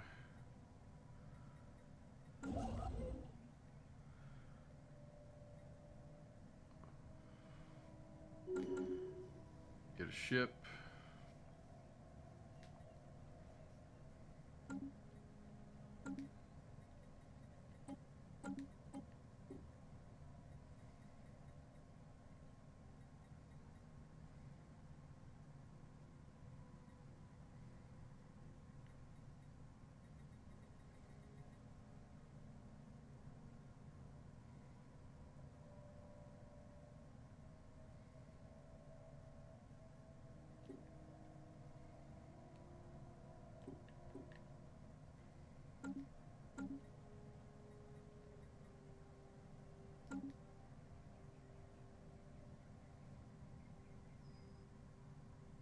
System survey complete.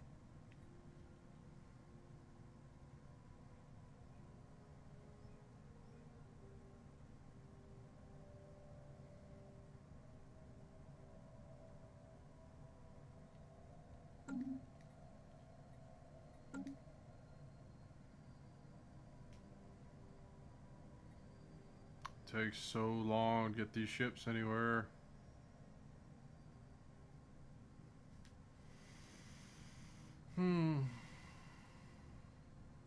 Oh.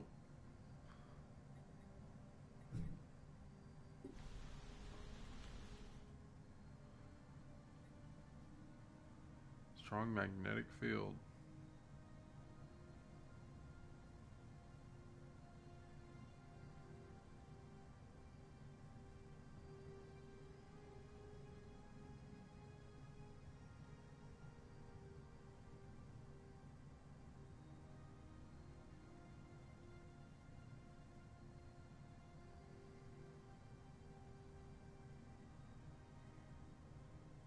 System survey complete. That's the one I was just looking at. Anomaly found. Cursory Heathens scan. are invading one of our planets. Oh no. Titanic life study. In a disastrous series of events, the scientists on Colonna Titania have enraged the indigenous Titanic life. Huge creatures are rampaging across the colony, smashing everything in their path. Titanic beasts are killing everyone. Oh no.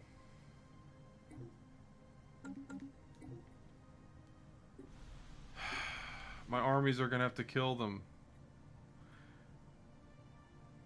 And they're getting murdered.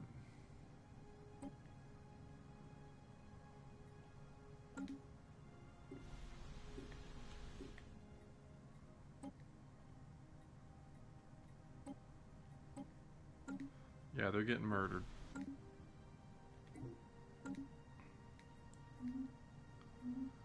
So that turned out terribly.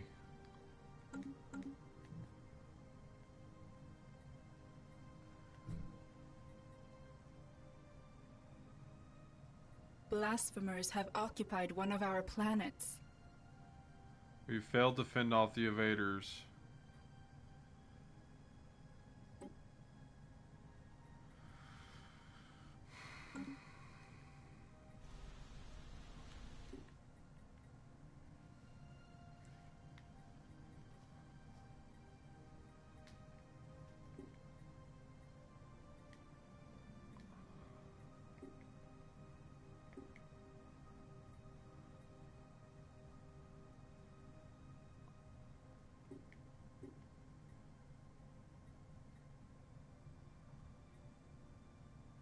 Planet is occupied by the Titans.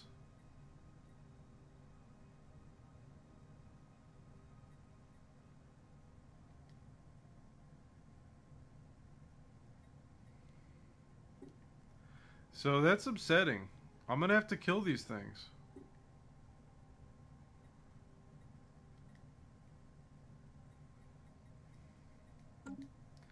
Well,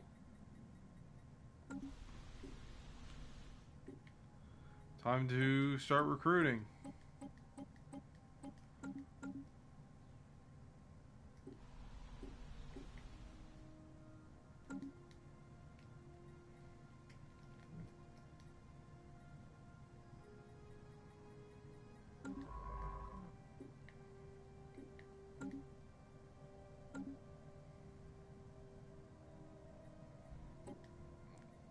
At least we can try to do the migrating forest deal.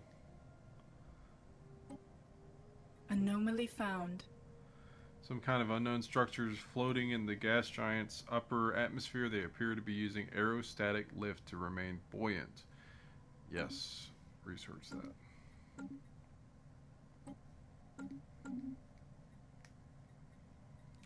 So we are going to recruit.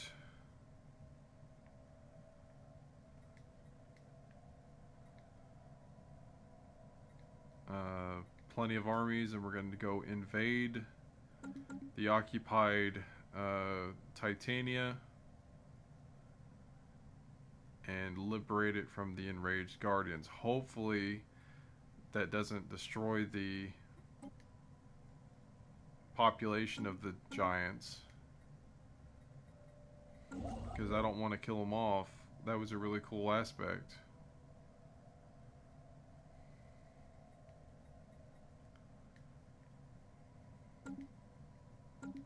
I'm gonna be upset if I have to do that, but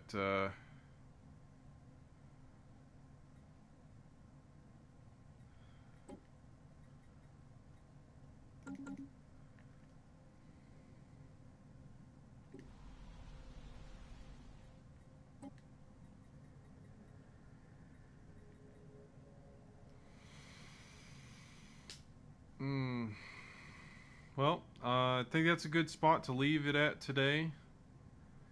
We're gonna deal with liberating Titania from the Titans.